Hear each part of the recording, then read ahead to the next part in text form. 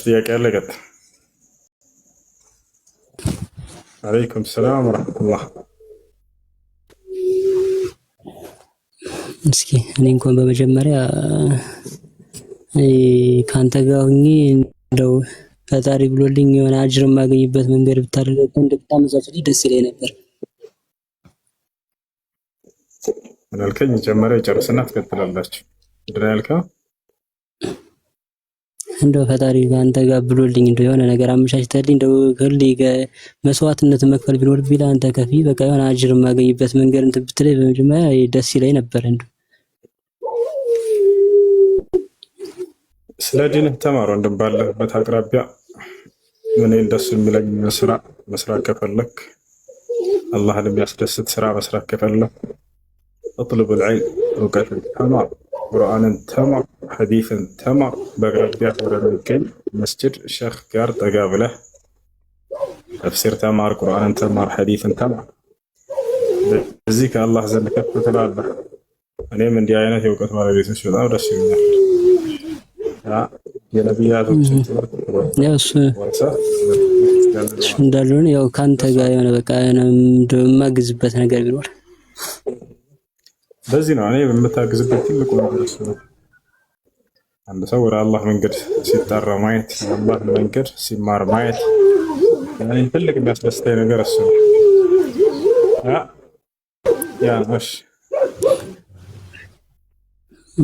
እና እስከጥል ደግሞ የሆነ ትናንትና አንድ እንትን እያየሁ ነበርና ላይቭ ላይ ኢየሱስ ክርስቶስ በመጽሐፍ ቅዱስ ላይ ከአሁን ከእንትን ካለ በኋላ መጥቶ እንደሚሞት ምናምን ተናግሯል ምናምን የሚል ነገር እያየሁ ነበርና ስለዛ እስኪ ምናልባት እንትን የምትለው ነገር ካለክ ያው ለሌሎችም ትምህርት ሊሆን ስለሚችል መሲሁ ዳግም መጥቶ እንደሚሞት አለ መጽሐፍ ቅዱስ ላይ። መሲሁ ዳግም መጥቶ እንደሚሞት አለ መጽሐፍ ቅዱስ ላይ ሆነ። እስኪ ያው ይሄንን በደንብ ብታብራራውና ሁሉም እንደው ቢረዳው። አብዛኛው ይሄንን ያው ባለማወቅም ሊሆን ይችላል እንትን የሚሉት። መሲሁ ዳግም መጥቶ እንደሚሞት አለ ማስረጃ። መሲሁ ዳግም መጥቶ ይሞታል። ትክክል ነው ይሄ ነገር አለ። እሺ እስከዛ ጥያቄ ላይ ወቀጥል ኢንሻአላህ እናጣላችሁ። ወአለይኩም ሰላም ወራህመቱላህ። ዑመር እሺ ጥያቄ ላይ ቀጥል። ሰላም አለይኩም። አለይኩም ሰላም ወራህመቱላህ ወበረካቱህ። እሺ እንቀጥል። እሺ ክርስቲያኖች ካሉ አስቀድሟቸው። ጥያቄ ያለው ክርስቲያን ካለ ይቀጥል። አይ እሱ አቤት እየሰማህ ነው። ጥያቄ አለ? በቀደም የሆነ ሁለት ጥያቄ ስላልቃለኝ ምናምን ብዬ በውስጥ ላውራክ ብዬ ነበር። እንደንከ ቴክስት ልኬም አላየከውም። እሺ ክርስቲያን ነህ? አይደለሁም። አልሐምዱሊላህ ሙስሊም ነኝ። እሺ ጥያቄ ክርስቲያኖች ካለው ይቀደሙ እያልኩኝ ነበር። ክርስቲያኖች ይታዩኛል፣ እነሱ ይቀደሙ። እኔ የገባሁበት ምክንያት ደግሞ ይሄኛውን ነገር እንድታይልኝ ነው። አንዴ በዚህ አካውንት ራሱ ገብተህ ቴክስቱን እንድታይልኝ ፈልጌ ነበር። ስወጣ አስታውሰኝ። አሁን ኢንሻአላህ አየዋለሁ ወንድም፣ ስወጣ አስታውሰኝ ኢንሻአላህ። ሰላም አለይኩም። ማኑ ወአለይኩም ሰላም። አለይኩም እንዴት ነህ? ደህና ነህ ወይ ሐቢቢ? እንዴት ነህ? ደህና ነህ? እንዴት ነህ?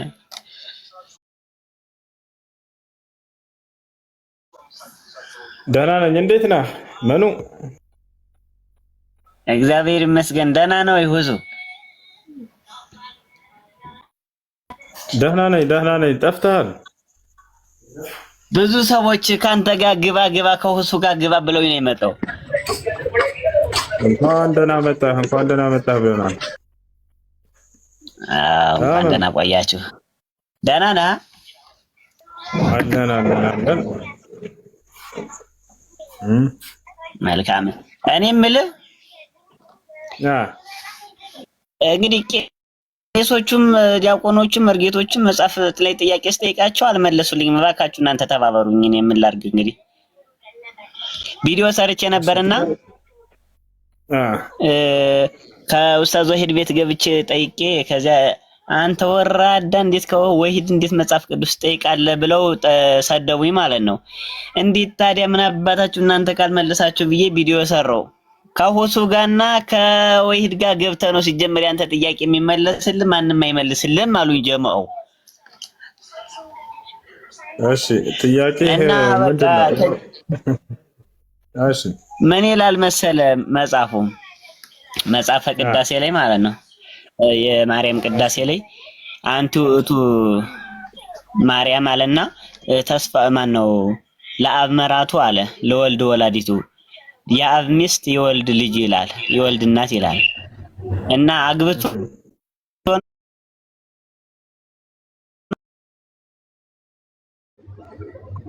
እሺ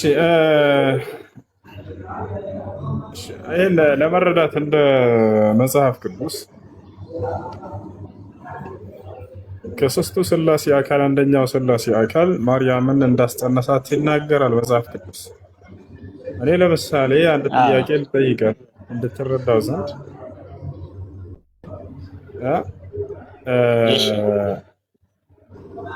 የላይኛው ሰው የሚውት አድርገ ላይ የገባው ሰው ሚውት አድርገ የላይኛው ሰው እንዴት አድርገው አንተ እሺ አንተ ለምሳሌ አስካሉ ከከበደ ጸንሳ ተገኘች ቢባል ምንድን ነው የምትረዳው? አስካሉ ከከበደ ጸንሳ ተገኘች ከተባለ አስካሉ ከከበደ አርግዛ ተገኘች ማለት ነው አይደለ?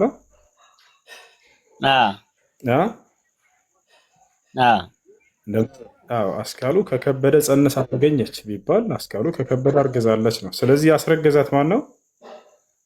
ከበደ ነው አይደለ? ከበደ ነው የተጫወተባት አስካሉ ማርያም። ስለዚህ ማርያም ከመንፈስ ቅዱስ ጸንሳ ተገኘች ይላል መጽሐፍ ቅዱስ ቃል በቃል። ስለዚህ የሥላሴ አካል የሆነው እግዚአብሔር ተብሎ የሚታመነው መንፈስ ቅዱስ ማርያምን አስረግዟታል ማለት ነው። ይታል አይደለ? ግን በዚሁ አጋጣሚ ግን ድንግልናዋን አልለወጠውም። እግዚአብሔር መውለዷ ድንግልናዋ አልተለወጠም ሲልም ማን አይቷት ነው? ድንግልናው ማን ገብቶ አይቶት ነው?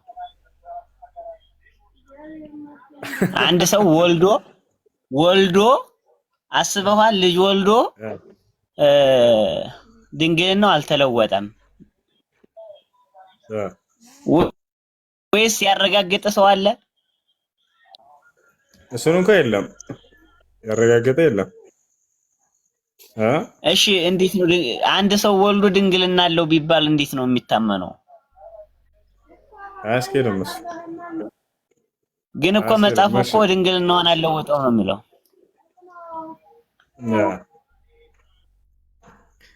እንደ አጠቃላይ እስኪ አንዳንድ ነገር በለኝ።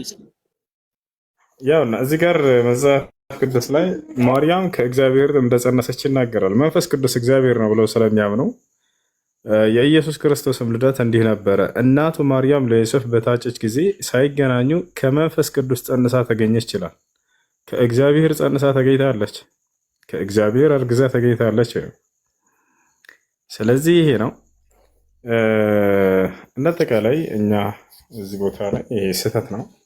እንደ እስልምና አስተምህሮ ያለውን ስንሄድ አምላክ አላህ ስብሐነሁ ወተዓላ ተአምራዊ በሆነ መንገድ ከማርያም ወንድ ልጅን ፈጥሯል፣ አስገኝቷል። ከማርያም ወንድ ልጅን ፈጥሯን አስገኝቷል። እርሱም ኢየሱስ ክርስቶስ ወይንም ዒሳ ዓለይሂ ሰላም ተአምራዊ በሆነ መንገድ አስገኘው። አላህ ስብሐነሁ ወተዓላ በቃሉና በመንፈሱ ነው ያስገኘው። በቃሉ ሲባል ሁን በሚለው ቃሉ ማለት ነው። ሰማይን ምድርን በፈጠረበት ቃሉ ሁን አለው፣ ሆነ። በመንፈሱ ሲባል አላህ ከመፈጠራቸው መንፈሶች መካከል በአንዱ መንፈስ መልአኩ ጅብሪልን ላከው ከሰማይ አንዲት መንፈስን ይዘህ ሂድ አለው። ከፈጠራቸው አንዷ መንፈስ በማርያም ላይ እርሷን እፍ ብለህ ወይንም ዘርተህን አለው። እፍ ብሎባት መጣ እሷን። ከዚያም አላህ ሰው ሁን አለው፣ ሆነ። በዚህ መልኩ እንጂ የተፈጠረው አስንተን ብሏት ይሄ መንፈስ ቅዱስ አስረግዟት ምናምን የሚባል ነገር የለም። እሱ በፍጹም ስህተት ነው እና ይህ ነው። ሌላው ማርያም እግዚአብሔርንም ወልዳለች ይለዋል። ኢየሱስንም ወልዳለች እግዚአብሔርንም ወልዳለች ይላል ደግሞ መጽሐፍ። አሁን እመ እግዚአብሔር ይላል ታውቃለህ? እመ እግዚአብሔር ማለት የእግዚአብሔር እናት ማለት ነው። ደግሞ ኢየሱስ ቃልን ደግሞ እንደወለደች ደግሞ አሁንም መልሶ ደግሞ በሌላ በኩል ነገር ስንት ነው የወለደች? እግዚአብሔርና ኢየሱስ ይለያያሉ። እኔ መርጌታ ነኝ እንዴ ታውቀኛለህ? አውቅሻለሁ። እሺ ባጫ ለምን እስልምና አትቀበሉ? እስላም የነብያት ሃይማኖት ነው፣ የነብያት መንገድ ነው። አንቺ አትበል ሁሱ፣ ተው፣ ነውር ነው፣ ትቀሰፋለህ። እሺ ላለኝ አንቱ ላለኝ። እሺ ለማንኛውም ወደ እስልምና እኔ ጥሪ አድርግላችኋለሁ። ኢስላም የተፈጠራችሁለት ዓላማ ነው። አምላክ የሰው ልጆችን የፈጠረው እዚህ ዓለም ላይ በኢስላም ሃይማኖት ላይ እንዲኖሩ ዘንድ ነው። የእስላም አስተምህሮ ትልቁ አስተምህሮ ምንድን ነው? ያን አንድና ብቸኛ የሆነውን አምላክ እንድታመልኩ ነው የሚጠራቸው። የአብርሃም፣ የኢስሐቅ፣ የያዕቆብን አምላክ፣ የሙሴን፣ የክርስቶስን፣ የማርያምን አምላክ። ያ አምላክ አንድ ብቻ እንደሆነ ያስተምራቸዋል ኢስላም። በአንድነቱ ላይ ሁለትነት ሶስትነት ብዜት የለውም ይላቸዋል። ያ አንድ አምላክ በመለኮትነቱ ላይ ሰውነት የለበትም። በፈጣሪነቱ ላይ ፍጡርነት የለበትም። በጌትነቱ ላይ ባርነት የለበትም። በአሸናፊና በሀያልነቱ ላይ ተሸናፊነትና ድክመት የለበትም። በጥበቃው ላይ ማንገላጀትና ማንቀላፋት የሚባል የለበትም። በእውቀቱ ላይ አላዋቂነት ወይንም ጉድለት የለበትም። ይወታቸዋል። ወደዚያ ወደ አንዱ አምላክ እንድትመጡ ጥሪ ያደርግላችኋል ኢስላም። ኢስላምን ነቢያቶች ሁሉ እንደሰበኩት በሙሉ ቁርአን ላይ ተቀምጦ እናገኛለን። አብርሃም ምን አለ? ኢዝ ቃለ ለሁ ረቡሁ አስሊም ቃለ አስለምቱ ሊረቢል ዓለሚን። ለአብርሃምም ጌታው አላህ ስለም ባለው ጊዜ እነሆ ለዓለማቱ ጌታ ሰለምኩኝ አለ። ከዚያም በኋላ አብርሃም ለልጆቹ እስልምናን ተናዘዛቸው። ወወሳ ቢሃ ኢብራሂሙ በኒህ ይላል። አብርሃምም ለልጆቹ እስልምናን ተናዘዘ። ልክ እንዲሁ የአብርሃም የልጅ ልጅ ያዕቆብ አደራ ልጆቼ ሙስሊሞች ናቸው እንጂ አትሙቱ እያለ ይናገራቸዋል ለ11 ልጆቹ። ከነሱ በኋላ ደግሞ ዮሴፍ መጣ። ዮሴፍም ተወፈኒ ሙስሊመን አለ። አምላክ ያላህ ሆይ አደራ ሙስሊም አድርገህ ግደለኝ አለ። ከእርሱ በኋላ እነ ሙሴ መጡ። ሙሴ ለህዝቦቹ ሙስሊሞች ሁኑ እያለ ሰበካቸው። ወቃለ ሙሳ ያ ቀውም ኢንኩንቱም አመንቱም ቢላህ ፈዐለይሂ ተወከሉ ኢንኩንቱም ሙስሊሚን ይላል። ሙሴ ለህዝቦቹ ህዝቦቼ ሆይ በአንድ አምላክ በአላህ የምታምኑ እንደሆናችሁ በእርሱ ላይ ተመኩ ሙስሊሞችም እንደሆናችሁ አላቸው ይላል። ስለዚህ ያ ሐዋርያቶችም ቃል በቃል ወሽሀድ ቢአንና ሙስሊሙን አሉ፣ እኛ ሙስሊሞች መሆናችንን መስክር ይላሉ። ያ ስለዚህ እኛ ለሆነው አምላክ በብቸኝነት እርሱን መገዛት በፍጹም እርሱን መታዘዝ ማለት ነው። ይሄ ነው እና ኢስላም ሃይማኖትን ለተከተለ ሰው አምላክ አላህ በቀጣዩ ዓለም ገነትን ሊያስገባው በቁርአን ላይ ቃል ገብቶለታል። ሙሉ ተስፋ ሰጥቶታል። አላህ ይህም በቁርአን ላይ ሲናገር ኢነ ለዚነ አመኑ ወዐሚሉ ሷሊሓቲ ለሁም ጀናቱ ነዒም አለ። እነዚያ በእኔ በአላህ አምነው መልካምን ለሰሩ ሰዎች ለእነርሱ ገነትን አዘጋጅቼላቸዋለሁኝ ይላል። ኻሊዲነ ፊሃ ወዕደላሂ ሐቃ ይላል። በእርሷም ውስጥ ለዘላለም ዘውታሪዎች ናቸው። ይህም የእኔ የአላህ ቃል እውነት ነው። ወሁወል ዐዚዙል ሐኪም ነው፣ አሸናፊና ጥበበኛ አምላካቸው ነኝ ይላል። ነቢያችን ሰለላሁ ዐለይሂ ወሰለም ልክ እንዲሁ ሙስሊም ሆኖ ለሞተ ሰው ገነትን እንደሚወርስ ቃል በቃል ተናግረዋል። አልጀነቱ ላ የድኹሉሃ ኢላ ነፍሱ ሙስሊም አሉ። ገነትን ሙስሊም ነፍስ እንጂ ሌላ ማንም አይገባባትም እያሉ ተናገሩ። ስለዚህ ወደዚህ ወደ ነቢያት መንገድ ወደ ኢስላም ለሁላችሁም ጥሪ እናደርግላችኋለን። ኢስላም ማለት አምላክ በነቢያት በኩል የደነገገው ብቸኛው መለኮታዊ ሃይማኖት ነው። በቀጣዩ ዓለም ገነትን የምትወርሱበት የጌታችሁን ውዴታ የምትጎናጸፉበት አምላክ በነቢያት በኩል አንድ ጊዜ ደንግጎ የሰጣችሁ ሃይማኖት ነው ማለት ነው እና ይህን ይመስላል። መኑ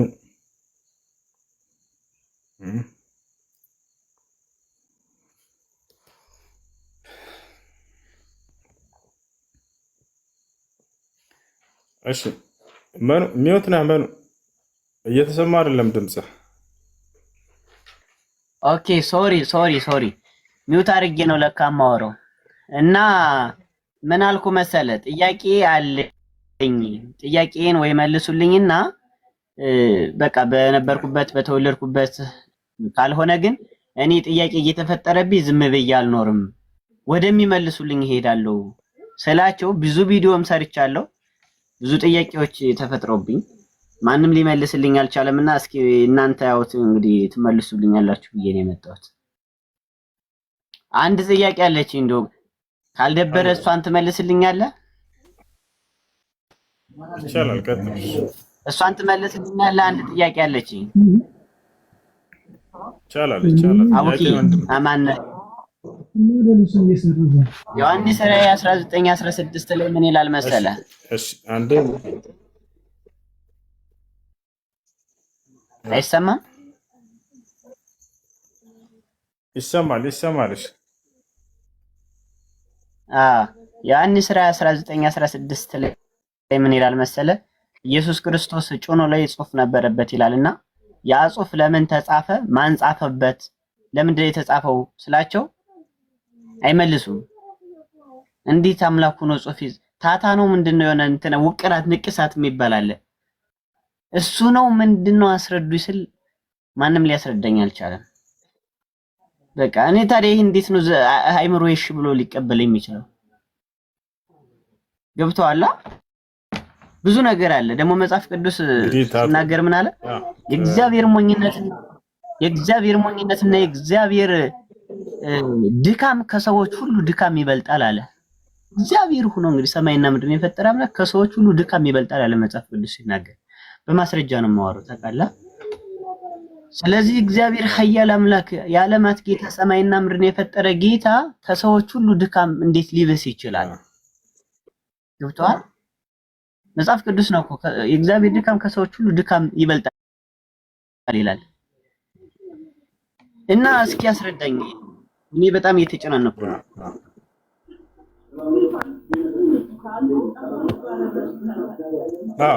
መጽሐፍ ቅዱስ ላይ እንደሱ ይላል። ጳውሎስ እንደሱ ብሎ ይናገራል። ጳውሎስ በጻፋቸው መልእክቶች ላይ ነው የሚገኘው። የእግዚአብሔር አላዋቂነት ወይንም መሀይምነት ከሰዎች እውቀት ይጠብባል። የእግዚአብሔር ደካማነት ወይንም ድካም ከሰዎች ኃይል ይጠነክራል፣ ይበልጣል እያለ እንዲህ አይነት ቃልን ይናገራል። አምላክን ደካማ ብሎ ወይንም አላዋቂ ብሎ መግለጽ በጣም ከባድ ነው። ወደ ኢስላም ስትመጣ አምላክ አላህ ሱብሓነሁ ወተዓላ ሙሉ የእውቀት ባለቤት ነው። እውቀቱ የተሟላ ነው፣ የሆነ የተገደበ አይደለም። ገብታችኋል? የእርሱ እውቀት ከፍጥረታት ጋር የእርሱ እውቀት ከፍጥረታት እውቀት ጋር የሚወዳደርና የሚነጻጸርም አይደለም። ስለ ሀያልነቱም ካወራን ሀያልነቱ ምሉእ ነው። አላህ በባህሪው ጉድለት የሚባል ሲፈት ነቅስ የሚባል የለበትም። ገብታችኋል ነው። ስለዚህ ያ ነው ፈጣሪን ደካማ ብሎ መግለጽ። ይሄ በጣም ከባድ ነው። ይህ የጳውሎስ ንግግር በመሰረቱ አዲስ አይደለም። ሙሉ መጽሐፉ ላይ ከኦሪት ዘፍጥረት ጀምረህ እስከ አዲስ ኪዳን ባለው አምላክ ደካማነቱን ነው የምትረዳው። በብሉይ ኪዳንም ከያዕቆብ ጋር ትግያ ተጋጥሞ እግዚአብሔር እና ያዕቆብ ትግያ ተጋጥሞ ያዕቆብ እግዚአብሔርን ታግሎ አሸነፈው ይላል። አያችሁ አይደል? በብሉይ ኪዳን። በአዲስ ኪዳንም ላይ ስትመጡ ጊዜ አንዱ የእግዚአብሔር አካል ተብሎ የሚታመነው ኢየሱስ ክርስቶስ በአይሁዶች ተገረፈ፣ ተሰቀለ፣ ተገደለ፣ አሸነፉት። አምላክ በየጊዜው ይሸነፋል። ስለዚህ ጳውሎስ ያንን መናገሩ አዲስ ነገር አይደለም። ጳውሎስ የእግዚአብሔር ኃይል ከሰዎች የእግዚአብሔር ድካም ከሰዎች ኃይል ይጠብቀዋል እያለ እግዚአብሔርን ደካማ እንደሆነ ይገልጸዋል። እና ይሄ በጣም ከባድ ነው። የአምላክን ሙሉ የሆነ መገለጫዎች የያዘ አይደለም። የአምላክን ጎደለነት የሚገልጽ የሆነ ቃል ነው። አምላክ አላህ ስብሐነሁ ወተዓላ ስለ ራሱ ባህሪ ሲናገር ኢነላህ ሁወ ረዛቅ ዙል ቁዋ አልመቲን ይላል። እኔ አምላካችሁ አላህ ለጋሽ፣ ከዚያ ዙል ቁዋ አለ የኃይል ባለቤት፣ አልመቲን የብርቱ ኃይል ባለቤት ነኝ እያለ ይናገራል። ወሁወል ዋሒዱል ቀሃር ይላል። እኔ አንድና ብቸኛ ሀያል አሸናፊ የሆንኩኝ አምላካችሁ ነኝ እያለ ይናገራል። ወካነ አላሁ ዐዚዘን ሐኪማ ይላል። እኔ አምላካችሁ አላህ አሸናፊና ጥበበኛ ነኝ እያለ ይናገራል። ይህ ነው አላህ ስብሐነሁ ወተዓላ የኃይል ባለቤት ነው ስንል ጊዜ ምንም አይነት ጉድለት የሚባል ቅንጣት የሌለበት ማለት ነው። አላህ ስብሐነሁ ወተዓላ አዋቂ ነው ስንል ጊዜ የማያውቀው ነገር ቅንጣት እንኳን የሌለ ማለት ነው። ሙሉ በሙሉ ያውቃል። يعلم ما كان وما يكون وما سيكون وما لو وما يعني لم يكن لو كان كيف يكون الله سبحانه وتعالى ያውቃል ስንል ጊዜ ያለፈውን ሁሉ ያውቃል፣ ወደፊት የሚሆነውን ሁሉ ያውቃል፣ አሁን እየሆነ ያለውን ሁሉ ያውቃል። ሊሆን የማይችሉ ነገራቶች እንዲሆኑ ቢፈቅድ ኑሮ በምን ሁኔታ እንደሚሆኑ ያውቃል ማለት ነው። ያ ወደ መጽሐፍ ቅዱስ ስንሄድ ግን አምላክ የማያውቃቸው በርካታ ነገራቶችን ታገኛላችሁ። ኢየሱስ ክርስቶስ አምላክ ነው ተብሎ ይታመናል እንደ ክርስትና። ከዕለታት አንድ ቀን ይርበውና ከሩቅ የሆነችን ዛፍ ያያል። በዛችም ላይ ፍሬ ይኖርባት ይሆን ብሎ ምናልባት ፍሬ ይኖርባት ይሆን ብሎ ይሄዳል ወደዚያ። አምላክ ከሆነ ምናልባት የሚል አምላክ ጋር አይሰራም። ያ ጀማ እዚያ ካለ መኖሩን እርግጠኛ ሆኖ ያውቃል አምላክ። ሰዎች ናቸው ምናልባት ይኖር ይሆን ብለው ለማረጋገጥ የሚሄዱት። ከዚያ በኋላ ሄዳ በጣም የሚያሳዝነው ርቦት ነበር፣ አላገኘባትም። ያችን ከዚያ በኋላ ፍሬ አይኖርሽ ከዚህ በኋላ ብሎ ረገማት ይላል። ከዚያም ደረቀች። እንዳጠቃላይ ይህ በእውቀቱ ገደል እንደሆነ አምላክን ይገልጸዋል። አምላክ ነው ተብሎ እስከታመነ ድረስ ኢየሱስ ክርስቶስ ማለት ነው። አይደለም የአምላክ ባህሪ ሊሆን ምናልባት ይኖርባት ይሆን ብሎ ሳይኖርባት መቅረቱ ያንን አለማወቁ አንድ ገበሬ የእርሻን አዝመራ መቼ እንደሚያፈራ እና መቼ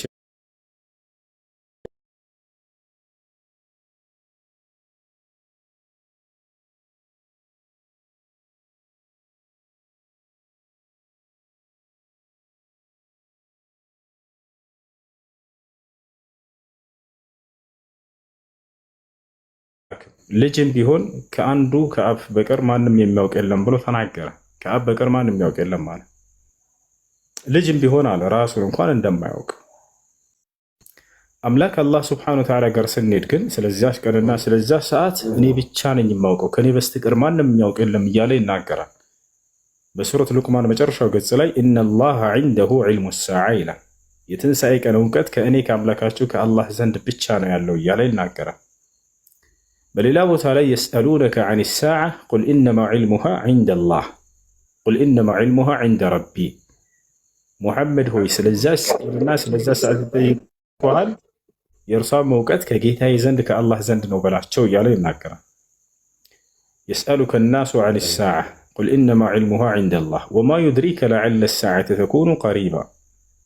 ሙሐመድ ሆይ ስለዚያች ቀንና ስለዚያች ሰዓት ይጠይቁሃል፣ እውቀቷም ከጌታዬ ከአላህ ዘንድ ነው በላቸው ይላል። ኢየሱስ ክርስቶስ ግን ያችን ነገር አላውቃትም ማለት። ስለዚህ እውቀቱ ጎደሎ ወይንም አላዋቂ መሆን ይህ አምላክ እንዳልሆነ በደንብ አድርጎ የሚገልጽላችሁ ነገር ነው። በደንብ ላስተዋለ ሰው ይህን ይመስላል። አቡከር የምትጨምርለት ነገር አለ? አሰላሙ አለይኩም። የለም እሳቸው እኮ መርጌታ ናቸውና ያው ነገሮችን ያውቁታል። አይሚን አይደለም እንዴ? እፋም ሳይከ መጋቢ ሚስጥር እንዴ ወቢጽ እንኳ በደህና መጻይ ከበቤትነ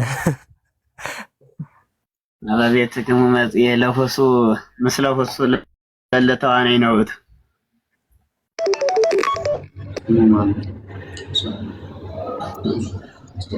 እና ግን እኔ እንትና ወሱዬ እሺ ጭኑ ላይ የተጻፈው ጽሁፍ ለምንድን ነው? እየሰማህ ነው? እሺ ማን የጻፈው? 1916 ላይ ቸክ አድርግልኝማ። እሱም ራሱ ይሄ በጣም እንደዚያ የሚል ክርስቶስ ሰውነት ላይ ተጽፏል የሚል ነገር መገኘት እሱ ራሱ በጣም ያሳዝን ነገር ነው። ነብያቶች ሰውነታቸው አው መጨኖ ላይ እኮ ነው። አንተ ሌላ ሰውነት ላይ ወላ ቢወርዳሱ ደና ነበር እጨኖ ላይ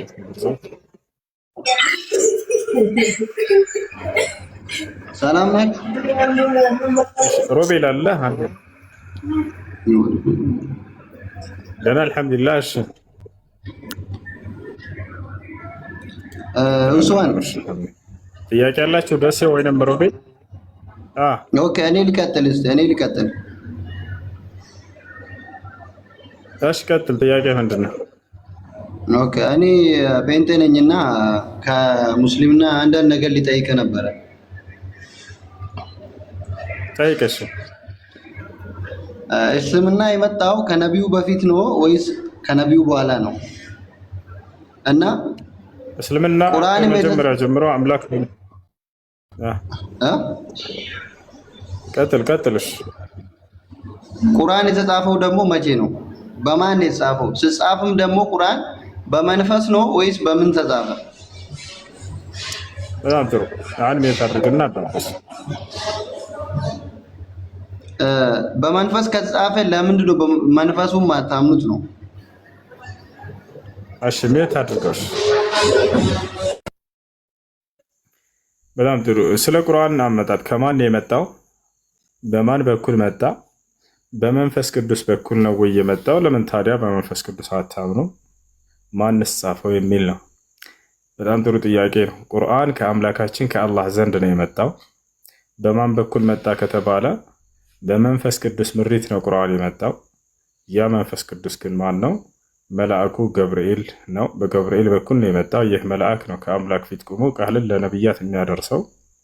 መንፈስ ቅዱስ ተብሎ የተነገረው ያ ከአምላክ ቃልን ለነቢያትና ለቅዱሳን የሚያስተላልፈው የሆነ አካል ነው። ስለዚህ በመንፈስ ቅዱስ ምሪት ወይንም በመልአኩ ገብርኤል በኩል ነው የመጣ። ለማን መጣ? ለነቢዩ ሰለላሁ ዐለይሂ ወሰለም መጣ። ታዲያ ማን ጻፈው በምድር ላይ? የነቢዩ ሰለላሁ ዐለይሂ ወሰለም ሰሃቦች እነማን ይባላሉ? እነ ዘይድ ብኑ ሳቢት እና ሌሎችም በዘመናቸው የነበሩ በርካታ የነቢ ሰለላሁ ዐለይሂ ወሰለም ኩታቡል ወሕይ የግልጠተ መለኮት ወይንም ራእይ ጸሐፊዎች፣ የቁርአን ጸሐፊዎች። ለዚህ ሁሉ ማስረጃ ቃለ ሱብሓነሁ ወተዓላ ፊ ሱረት ሹዓራ ወኢነሁ ለተንዚሉ ረቢል ዓለሚን ነዘለ ቢሂ ሩሑል አሚን ዐላ ቀልቢከ ሊተኩነ ሚነል ሙንዚሪን ቢሊሳኒን ዐረቢይን ሙቢን። አላህ ምን አለ በዚህ ቃል ላይ? ይህ ቁርአን ከዓለማቱ ጌታ ከአላህ ዘንድ የተወረደ ነው ይለናል። ቁርአን በማን በኩል ወረደ? ነዘለ ቢሂ ሩሑል አሚን፣ ታማኙ መንፈስ ወይንም መልአኩ ገብርኤል መንፈስ ቅዱስ አወረደው ይለናል። ዐላ ቀልቢከ፣ በአንተ ልብ ላይ ሙሐመድ። ለምን? ሊተኩነ ሚነል ሙንዚሪን ሚነል አንቢያ፣ ከነቢያቶች እንድትሆን ዘንድ እያለ ተናገረ። ስለዚህ በእነዚህ ሶስት አንቀጾች ላይ አላህ ሙሉ በሙሉ የቁርአንን አመጣጥ ገለጸው። ከእኔ ከአላህ ዘንድ መጣ አለ። በማን በኩል? በመንፈስ ቅዱስ ምሪት ወይንም በመልአኩ ገብርኤል በኩል መጣ። ለማን መጣ? ለነቢዩ ሰለላሁ ዐለይሂ ወሰለም መጣ። ለምን መጣ? ከነቢያት መካከል አንዱ ነቢይ ሆነው ይህን ቃል ተቀብለው ለትውልድ ያስተምሩና ያደርሱ ዘንድ ማለት ነው። ታዲያ ማን ጻፈው ከተባለ ዘይድ ብኑ ሳቢት አንዱ ጸሐፊ ነው። በርካታ ናቸው የነቢ ሰለላሁ ዐለይሂ ወሰለም ጸሐፊዎች። ከነዚያ መካከል አንደኛው እርሱ ነው። ዘይድ ብኑ ሳቢትን እንደጻፈ ማስረጃ ራሱን ይጽፌያለሁ ብሎ ተናግሯል ወይ ይህ ጸሐፊ? አዎ በደንብ ተናግሯል። ማስረጃ ቃለ ዘይድ ብኑ ሳቢት ረዲየላሁ ዐንሁ ኩና ኑአሊፉ አልቁርአነ ዒንደ ረሱሊላሂ ሰለላሁ ዐለይሂ ወሰለም፣ ከነቢዩ ሰለላሁ ዐለይሂ ወሰለም ዘንድ ቁጭ ብለን ቁርአንን ስንጽፍ ነበር አለ። ስጽፍ ነበር አይደለም፣ ስንጽፍ ነበር። በጣም በርካታ ናቸው። ነቢዩ ሰለላሁ ዐለይሂ ወሰለም ለዚህ ሰው ሲያስጽፉት እንደነበር ማስረጃ ቃለ ነቢ ሰለላሁ ዐለይሂ ወሰለም እድዑ ሊ ዘይደን ፈልየክቱብ ዐኒ አልቁርአን፣ ዘይድን ጥሩ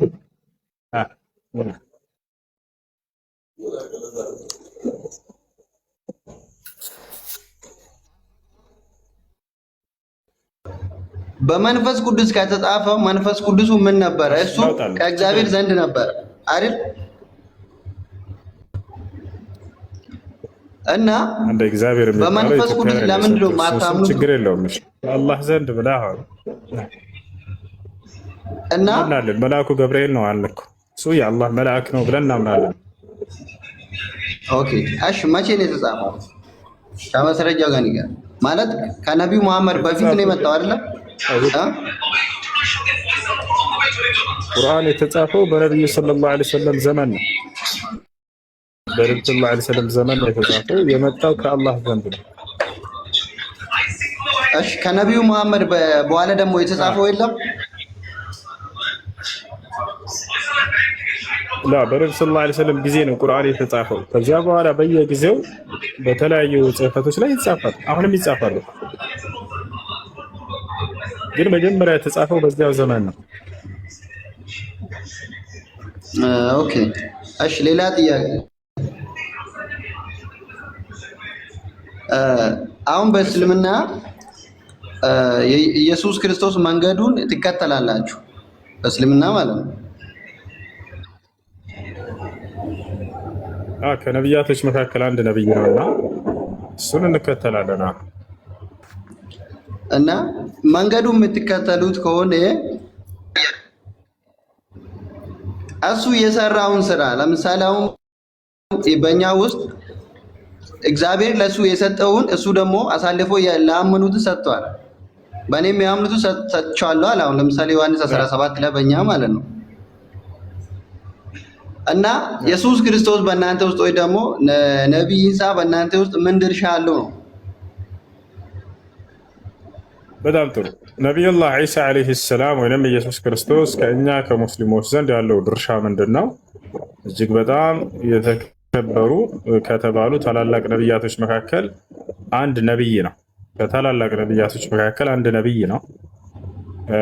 አምላክ አላህ ስብሐነሁ ወተዓላ በጣም ይወደዋል፣ በጣም ያከብረዋል፣ ትልቅ ደረጃን ሰጥቷል። 5 ነቢያት ከሁሉም ነቢያት ደረጃቸው ላቅ ያለ ነው። ነቢዩ ሙሐመድ ሰለላሁ ዐለይሂ ወሰለም ኢብራሂም፣ ሙሳና ዒሳ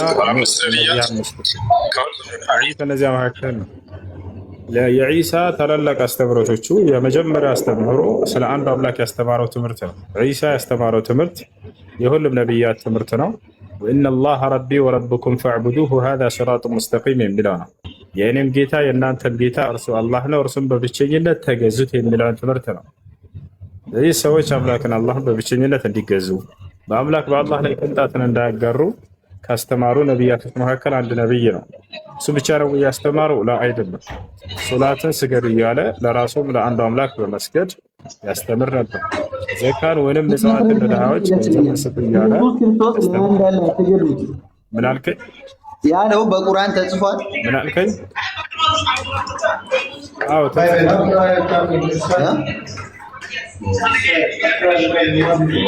በቁርአን ተጽፏል። ኦኬ ከተጻፈው አንዴ ከነ መስረጃው ስጠኝ። እሺ እሰጥሃለሁ። አንዴ ከሚረብሽ ቦታ ትንሽ ሚውት አድርገው። ያኛ አንዱ ኦኬ ኦኬ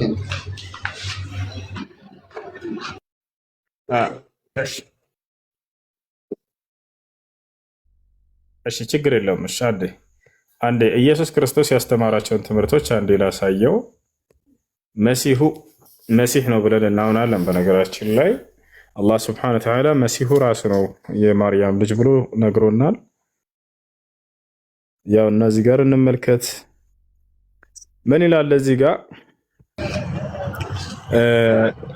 እነዚያ ይላል። አንዴ ከሚረብሽ ወይ ሚውት አድርገውና ሁሉንም ማስረጃዎች ላሳይ። ሚውትን በኋላ ታነሳዋለህ። ሚውትን በኋላ ታነሳዋለህ። አንዴ እንመልከት እዚህ ጋር ምን ይላል? እሺ አንዴ ከቻላችሁ ታች ያላችሁ ሰዎች ታቡን ከፍ አድርጉት፣ 1 ሚሊዮን አስገቡት። እሺ እንቀጥል። እነዚያ አላህ እርሱ የመርየም ልጅ አልመሲህ ነው ያሉ በእርግጥም ካዱ ካለ በኋላ አልመሲህም አለ ይላል። አሁን ክርስቶስ ምን እንዳስተማረ እንመልከት። የእስራኤል ልጆች ሆይ ጌታዬንና ጌታችሁን አላህን ተገዙ አለ። ተመልከት፣ ያው ጌታዬንና ጌታችሁን አላህን ተገዙ።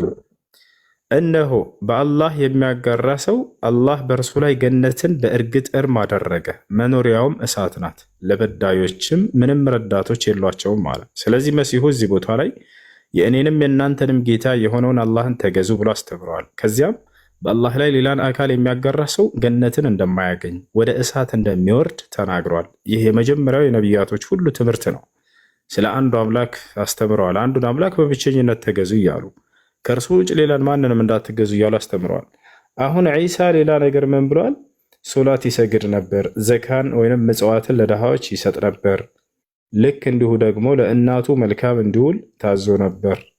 እንዲሁም አምላክ አላህ የባረከው እንደሆነ ተናግሯል። የአላህ አገልጋይ እንደሆነ በጥቅሉ አላህን የሚገዛ እንደሆነ ብዙ ቦታ ላይ ተናግሯል። እሱን እንመልከት። እዚህ ጋር የማርያም ምዕራፍ ይላል። በእናቱ ስም የተሰየመ ምዕራፍ ነው። እዚህ ጋር የማርያም ምዕራፍ። እሺ እዚህ ቦታ ላይ ምን እንዳለ እንመልከት። ዒሳ እዚህ ጋር እናቱ ከወለደችበት ከልጅነቱ ጀምሮ ታሪኩን ይናገራል። እዚህ ጋር ከ30 ጀምረ እናንብበው። ሕፃኑም ማለ ይላል። የማርያም ምዕራፍ ነው። ገና ከልጅነቱ ጀምሮ ሕፃን ሳለ ነው ክርስቶስ በእስልምና መናገር የጀመረው። እናቱ ገና አዝላው እንደመጣች ይናገር ነበር። ገና ከልጅነቱ ጀምሮ ተአምረኛ የሆነ ልጅ ነበር። የግድ 30 ዓመት እስኪሞላ ምናምን አልጠበቀም። ገና በእናቱ አንቀልባ ላይ ታዝሎ ለአይሁዶች ያናገራቸው ንግግር ነው። ሕፃኑም አለ እኔ የአላህ ባሪያ ነኝ አለ። መጽሐፍን ሰጥቶኛል፣ ነቢይም አድርጎኛል አለ።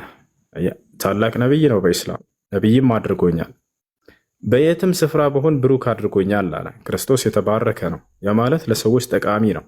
አምላክ አላህ በበረከቱ የቀባው የሆነ ታላቅ ነቢይ ነው። በየትም ስፍራ በሆን ብሩክ አድርጎኛል፣ በህይወትም እስካለሁ ድረስ ሶላትን በመስገድ ያው ዘካንም በመስጠት አዞኛል አለ። ዘካ ማለት ለድሃዎች የሚሰጥ መጽዋት ሰደቃ የሚባለው ነው። ሶላት ይሰግድ ነበር፣ ዘካንም ይሰጥ ነበር። ለእናቱ ደግሞ በጎና መልካም እንዲሆን አዞታል። ለእናቴም ታዛዥ አድርጎኛል፣ ትዕቢተኛ እምቢተኛም አላደረገኝም እያለ ይናገራል። ስለዚህ ክርስቶስ ማለት ይህ ነው። እነዚህን ሁሉ ይናገራል እዚህ ቦታ ላይ። ከዚያ በኋላ ያስተማረው ትልቁ ትምህርት ደግሞ ያውና ምን ይላል እዚህ ቦታ ላይ ዒሳ አለ ይላል 36 ላይ ምን አለ? አላህም ጌታዬ ጌታችሁም ነውና ተገዙት፣ ይህ ቀጥተኛው መንገድ ነው አለ። ስለዚህ ክርስቶስ እነዚህን ሁሉ ትምህርቶች እንዳስተማረ በሙሉ ቁርአን ላይ እናገኛለን ማለት ነው። እሺ ኡስታዝ በዚሁ ከዚህ ካሁኑ ቁርአን ሳትወጣ ሌላ ጥያቄ ልጠይቅህ? እሺ ልጁ ይጨርስና ትቀጥላለህ። አብሽር ደስ ይጨርስና ነው። እኔ እዚህ ጋር እኔ አልጨረስኩት። ሌላ ሳታስገባ በፊት አሁን ግን በእርግጥ እንትን ባይገባኝም አንተ በምትለው እኛ በአንተ ባልኮኝ በእኛ ላይም ተጽፏል። ለምን ኢየሱስ ክርስቶስ ስለ እግዚአብሔር መንገድ ነው ያስተማረው እና ሞቶ ከተነሳ በኋላ የተሰጠው ስልጣን አለ አሁን በእኛ ውስጥ ማለት ነው። ምክንያቱም ኢየሱስ የሞትን ቀንበር ሰብሮ ከተነሳ በኋላ ወደ ሰማይ ካደረገው በኋላ ለሱ ለዓለማት ላሉት ሁሉ ለሱ እንዲገዙ ለሱ እንዲሰግዱለት በእኛ ተጽፎ ነው ያለው። አሁን በእናንተ ደግሞ ኢየሱስ ክርስቶስ ወይ አልሞተም ሞቷል ወይስ አልሞተም?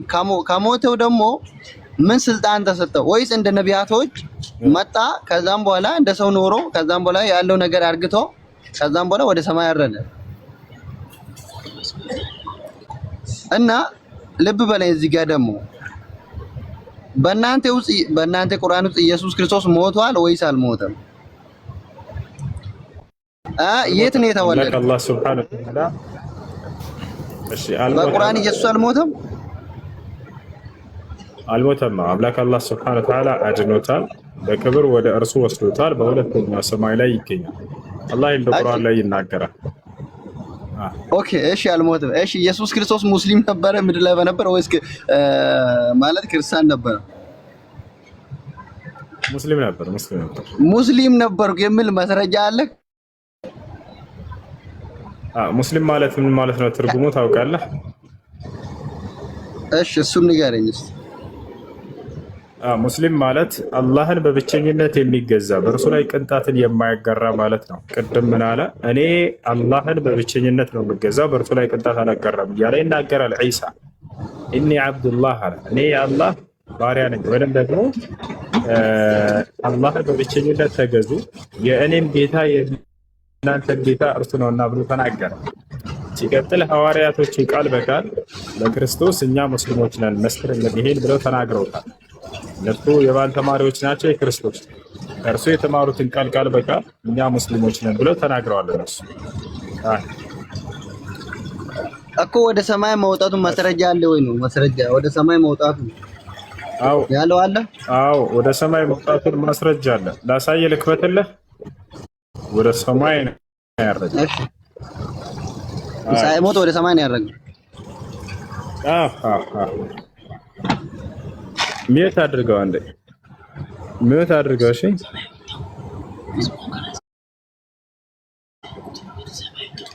እሺ ወደ ሰማይ የወጣው እዚህ ጋር አንድ ላይ እንድትመልስልኝ እባክህ። ምንድነው የእንትን የልጅ ነገር አታርገው ብራዘር። በቃ አንዱ ይሄን ያስረዳህና ትመልሳለህ። ቆይ አንዴ ቀስ በል እንጂ 40 ጥያቄ ትጠይቃለህ እንዴ? አንድ መጀመሪያ ይሄን ያስረዳህ እንጂ ኖ አንድ ላይ እንዲመልስልኝ ነው። 40 ጥያቄ ሳይሆን ሰዓቱ እንዲጠቀምብኝ ነው። እሺ ችግር የለም። ይሄ ልመልስልህና ትቀጥላለህ። ያው አንድ ሚዩት አድርገው ደስ ወይ ሚዩት። አሁን ምን ብሏል? እሱ ወደ ሰማይ እንዳረገ ወይንም ወደ ሰማይ አምላክ እንደወሰደው ማስረጃ አለው ይብላል። ደስ አንድ ሚዩት አድርገው። አንድ ሚዩት አድርገው። ሚዩትን አታንሳ። ያውና እዚህ ጋር አላህ ለዒሳ ይነግረዋል። አይሁዶች እርሱን ለመግደልና ለመስቀል ያሴሩበታል። ያን ሴራቸውን አክሽፎ እንደሚወስደው ቀድሞ ነገረው። ምን አለው? ያውና ወመከሩ አለ። አይሁዶችም አደሙ አለ። ወያ ማለት አሴሩበት ተንኮል ሊሰሩ። አላህም አድማቸውን መለሰባቸው አለ። አላህም አድማቸውን መለሰባቸው። አላህም ከአድመኞች ሁሉ በላጭ ነውና ይላል። ከዚያ በኋላ ለዒሳ እንዲህ ብሎ ገለጠለት አላህ። አላህም ባለ ጊዜ አስታውስ፣ ዒሳ ሆይ እኔ ወሳጅህ ነኝ፣ እኔ ወሳጅህ መወስድህ ነኝ እያለው ነው። ወደ እኔም አንሽህ ነኝ እያለ ተናገረ። ከእነዚያም ከካዱት ሰዎች አጥሪህ ነኝ አለው። ማለት ከአይሁዲዎቹ እንደሚያድነው እንደሚያጠራው እየተናገረው ነው አላህ ሱብሓነሁ ወተዓላ። ስለዚህ አምላካችን አላህ ሱብሓነሁ ወተዓላ ዒሳን ወደ እርሱ እንደሚወስደውና እንደሚያነሳው ከነዛ ከካዱት አይሁዶችም እንደሚያድነው ቃል ገብቶለታል ማለት ነው። እዚህ ጋር ቃል ገብቶለታል። ታዲያ ቃሉን እንደፈጸመለት እንዳነሳው የተነገረበት ቦታ አለ ወይ? አዎ። ምን እንደሚለው ተመልከቱ። ምን ይላል? ሱረቱል ማኢዳ ላይ እንግባ፣ ምዕራፍ 5 ላይ እንሂድ። ወኢዝ ከፈፍቱ በኒ እስራኤል አንከ ይላል። የእነዚያን የእስራኤላውያን ልጆችን ተንኮልና ሴራ ከአንተ በተከላከልኩልህ ጊዜ ጸጋዬን በአንተ ላይ የዋልኩልህን ጸጋ አስታውስ እያለ ይናገረዋል። እንመልከት እዚህ ጋር። እሺ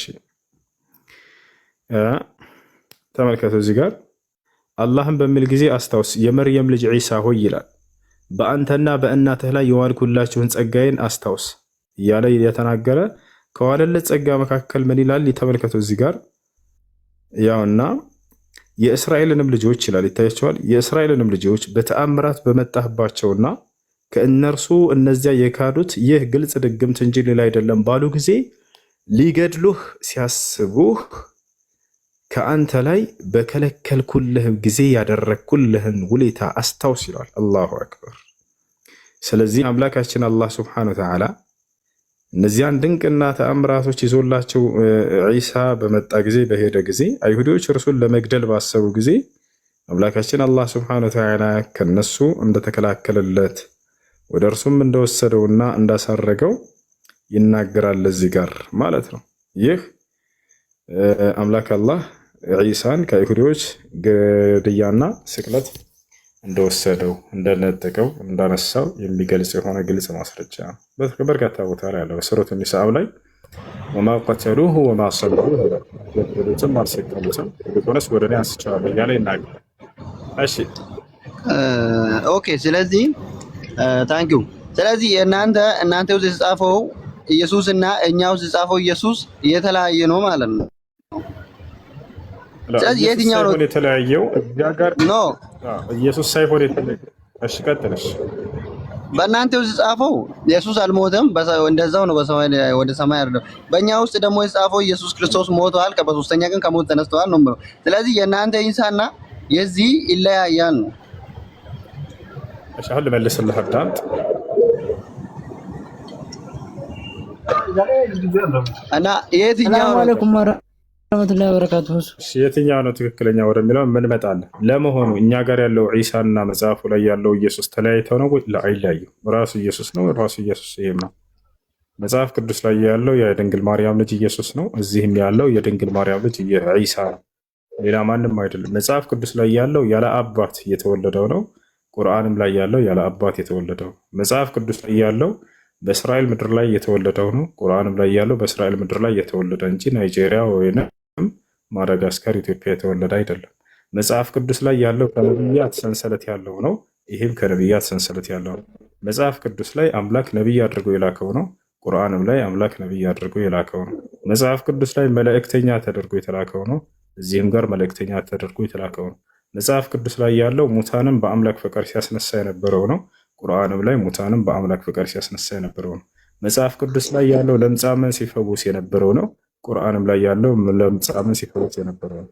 መጽሐፍ ቅዱስ ላይ ያለው ማየት የተሳናቸውን ሲፈውስ የነበረው ነው። ቁርአንም ላይ ያለው ማየት የተሳናቸውን ሲፈውስ የነበረው ነው። መጽሐፍ ቅዱስ ላይ ያለው ወደ ሰማይ ያረገው ነው። ቁርአንም ላይ ያለው ወደ ሰማይ ያረገው ነው። መጽሐፍ ቅዱስ ላይ ያለው ከሰማይ ይወርዳል ተብሎ የሚታሰበው ነው። ቁርአንም ላይ ያለው ከሰማይ ይወርዳል ተብሎ የሚታሰበው ነው። መጽሐፍ ቅዱስ ላይ ያለው መሲሁ ተብሎ የተገለጸው ነው ራሱ ክርስቶስ። ቁርአንም ላይ መሲሁ ተብሎ ራሱ የተገለጸው ክርስቶስ ነው። ታዲያ ምንድን ነው የተለያየው ከተባለ ሰዎች በእርሱ ላይ ያላቸው አረዳድ ነው። አየህ አይደለም?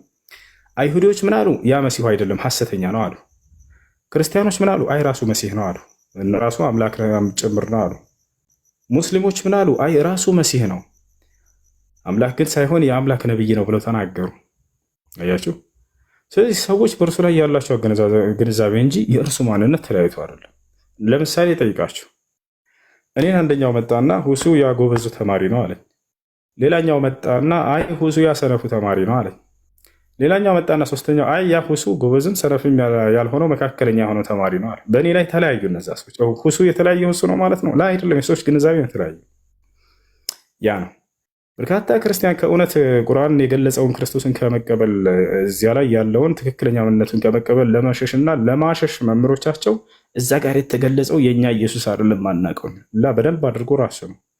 ግን አንተ ተሰቅሏል ብለህ ታምናለህ። ቁርአን አምላክ አክብሮታል፣ ከነዚያ ወንበዴ አይሁዶች አስመልጦታል ብሎ ቁርአን ክብሩን ከፍ አድርጎለታል። ይወጣላ አንተ የማይገባውን የመለኮት ባህሪ ሰጥተዋል። ቁርአን ግን የሚገባውን የነብይነትና የመልእክተኛነት ማዕረጉን ቁጭ አድርጎለታል። እንደ አይሁዶችን ዝቅ ያላደረገውን ቁርአን እርሱ ሐሰተኛ ነው አላለም። እንደ ክርስቲያኖችም ወደ መለኮት ከፍ አላደረገውም። ይልቁንስ እርሱ ወደ መለኮት ከፍ ያላለ ከመለኮት ዝቅ ያለ ነብይ ነው። ገባችኋል አይደለ? ያ ነው።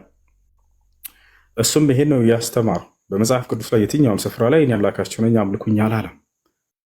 ነገር ግን እኔ የአምላክ አገልጋይ እንደሆነ ተቀምጧል። የአምላክ ነብይ እንደሆነ ተቀምጧል። የአምላክ መልእክተኛ እንደሆነ ተቀምጧል። በአምላክና በሰዎች መካከል ያለ ሰው እንደሆነ ተቀምጧል። ራሱ ዮሐንስ ወንጌል ምዕራፍ 8 ቁጥር 40 ላይ ወቱሪዱነ አን ተቅትሉነኒ ወአነ ኢንሳኑን ቀድ ከለመኩም ቢልሐቅ አለዚ ሰሚዐሁ ሚነላህ አለ። እኔ ከአምላክ እየሰማሁ የምነግራችሁ ሰው ነኝ፣ ልትገድሉኝ ትፈልጋላችሁ፣ አብርሃም ግን እንዲህ አላደረገም ተዉ እያለ ይናገር ነበር። በአምላክና በሰው መካከል ሆኖ ቃልን ከአምላክ እየተቀበለ የሚናገር ምንድን ነው? ነብይ ነው። ይወታቻለ እንደ አጠቃላይ ይህ ነው። ታዲያ በመሰቀሉ ጉዳይ ያለው እውነታው የትኛውን ነው ልቀበል የሚገባኝ እያለ ነው ልጁ እየጠየቀ ያለው። ቁርአን አልተሰቀለም ድኗል ይለናል። መጽሐፍ ቅዱስ ላይ ደግሞ ተገድሏል ተሰቅሏል ይላል። የትኛውን እንቀበል ይላል? እኔ ላቅርብላችሁ። ከአምላክ ምስክርና ሰዎች ከሰጧቸው ምስክሮች የትኛው ነው ሊበልጥ የሚችለው የሚቀደመው? ቁርአን ላይ ሙሉ ተናጋሪው ራሱ አምላክ ነው። ሄዳችሁ ስታዩት ጊዜ አላህ ቅድም አሳይቻችኋለሁኝ አላህም ማለ ይላል። አነሳሃለሁኝ እኔ እወስድሃለሁ እያለ የሚናገረው እሱ ነው። እዚያ ጋር ስትሄዱ ደግሞ እኛ ያየነውን መስክረናል ብለው የሚናገሩ ግለሰቦች ናቸው፣ ሰዎች ናቸው። ገብቷቸዋል አይደል? እነዚህ አካል እኛ ተከታትለ ሁሉን ተከታትዬ ልጽፍልህ መልካም ሆኖ ታየኝ እያለ የሚናገር አካል ነው። ማን ናቸው? እነ ሉቃስ፣ እነ ማርቆስ፣ ማቴዎስ እና ዮሐንስ። ገብቷቸዋል።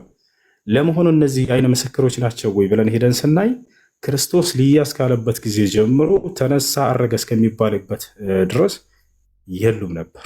ደቀ መዛሙርትም ይላል መጽሐፍ ቅዱስ ላይ ሲናገር አሉ ክርስቶስን ፈሪሳውያኖች በመጡ ጊዜ ላቋርጥሃሉ ከሐዋርያት መካከል ጥያቄ በለስ አንድ አዳምጠች ልጠይቀሽ። በቃ ችግር ኢየሱስ ክርስቶስ ከሙታን ሲነሳ አንድ ሐዋርያ ነበር ይሄን አይቷል? መለሰሽ ሲነሳ ያየ የለም፣ ሲሞት ግን አለ። አሜን። በቃ እሱ ነው የክርስቶስ ትልቁ የክርስትና ዋና ከተነሳ በኋላ 40 ቀን ደቀ መዝሙሮቹ ጋር ነበረ። ይሄ ማስረጃ አለ። በእርግጥ አንድ አሁን አትደረጉ። አንድ ሰው ካወራ ይቀጥል። ኡስታዝ እኔ በዚሁ አያይዘህ እንድመልስልኝ ስለፈለግኩ ይቅርታ፣ አንዴ ጣልቃ ልግባና አሁን ልጠይቀው ያሰብኩት የክርስትና የእምነት መሰረት የቆመ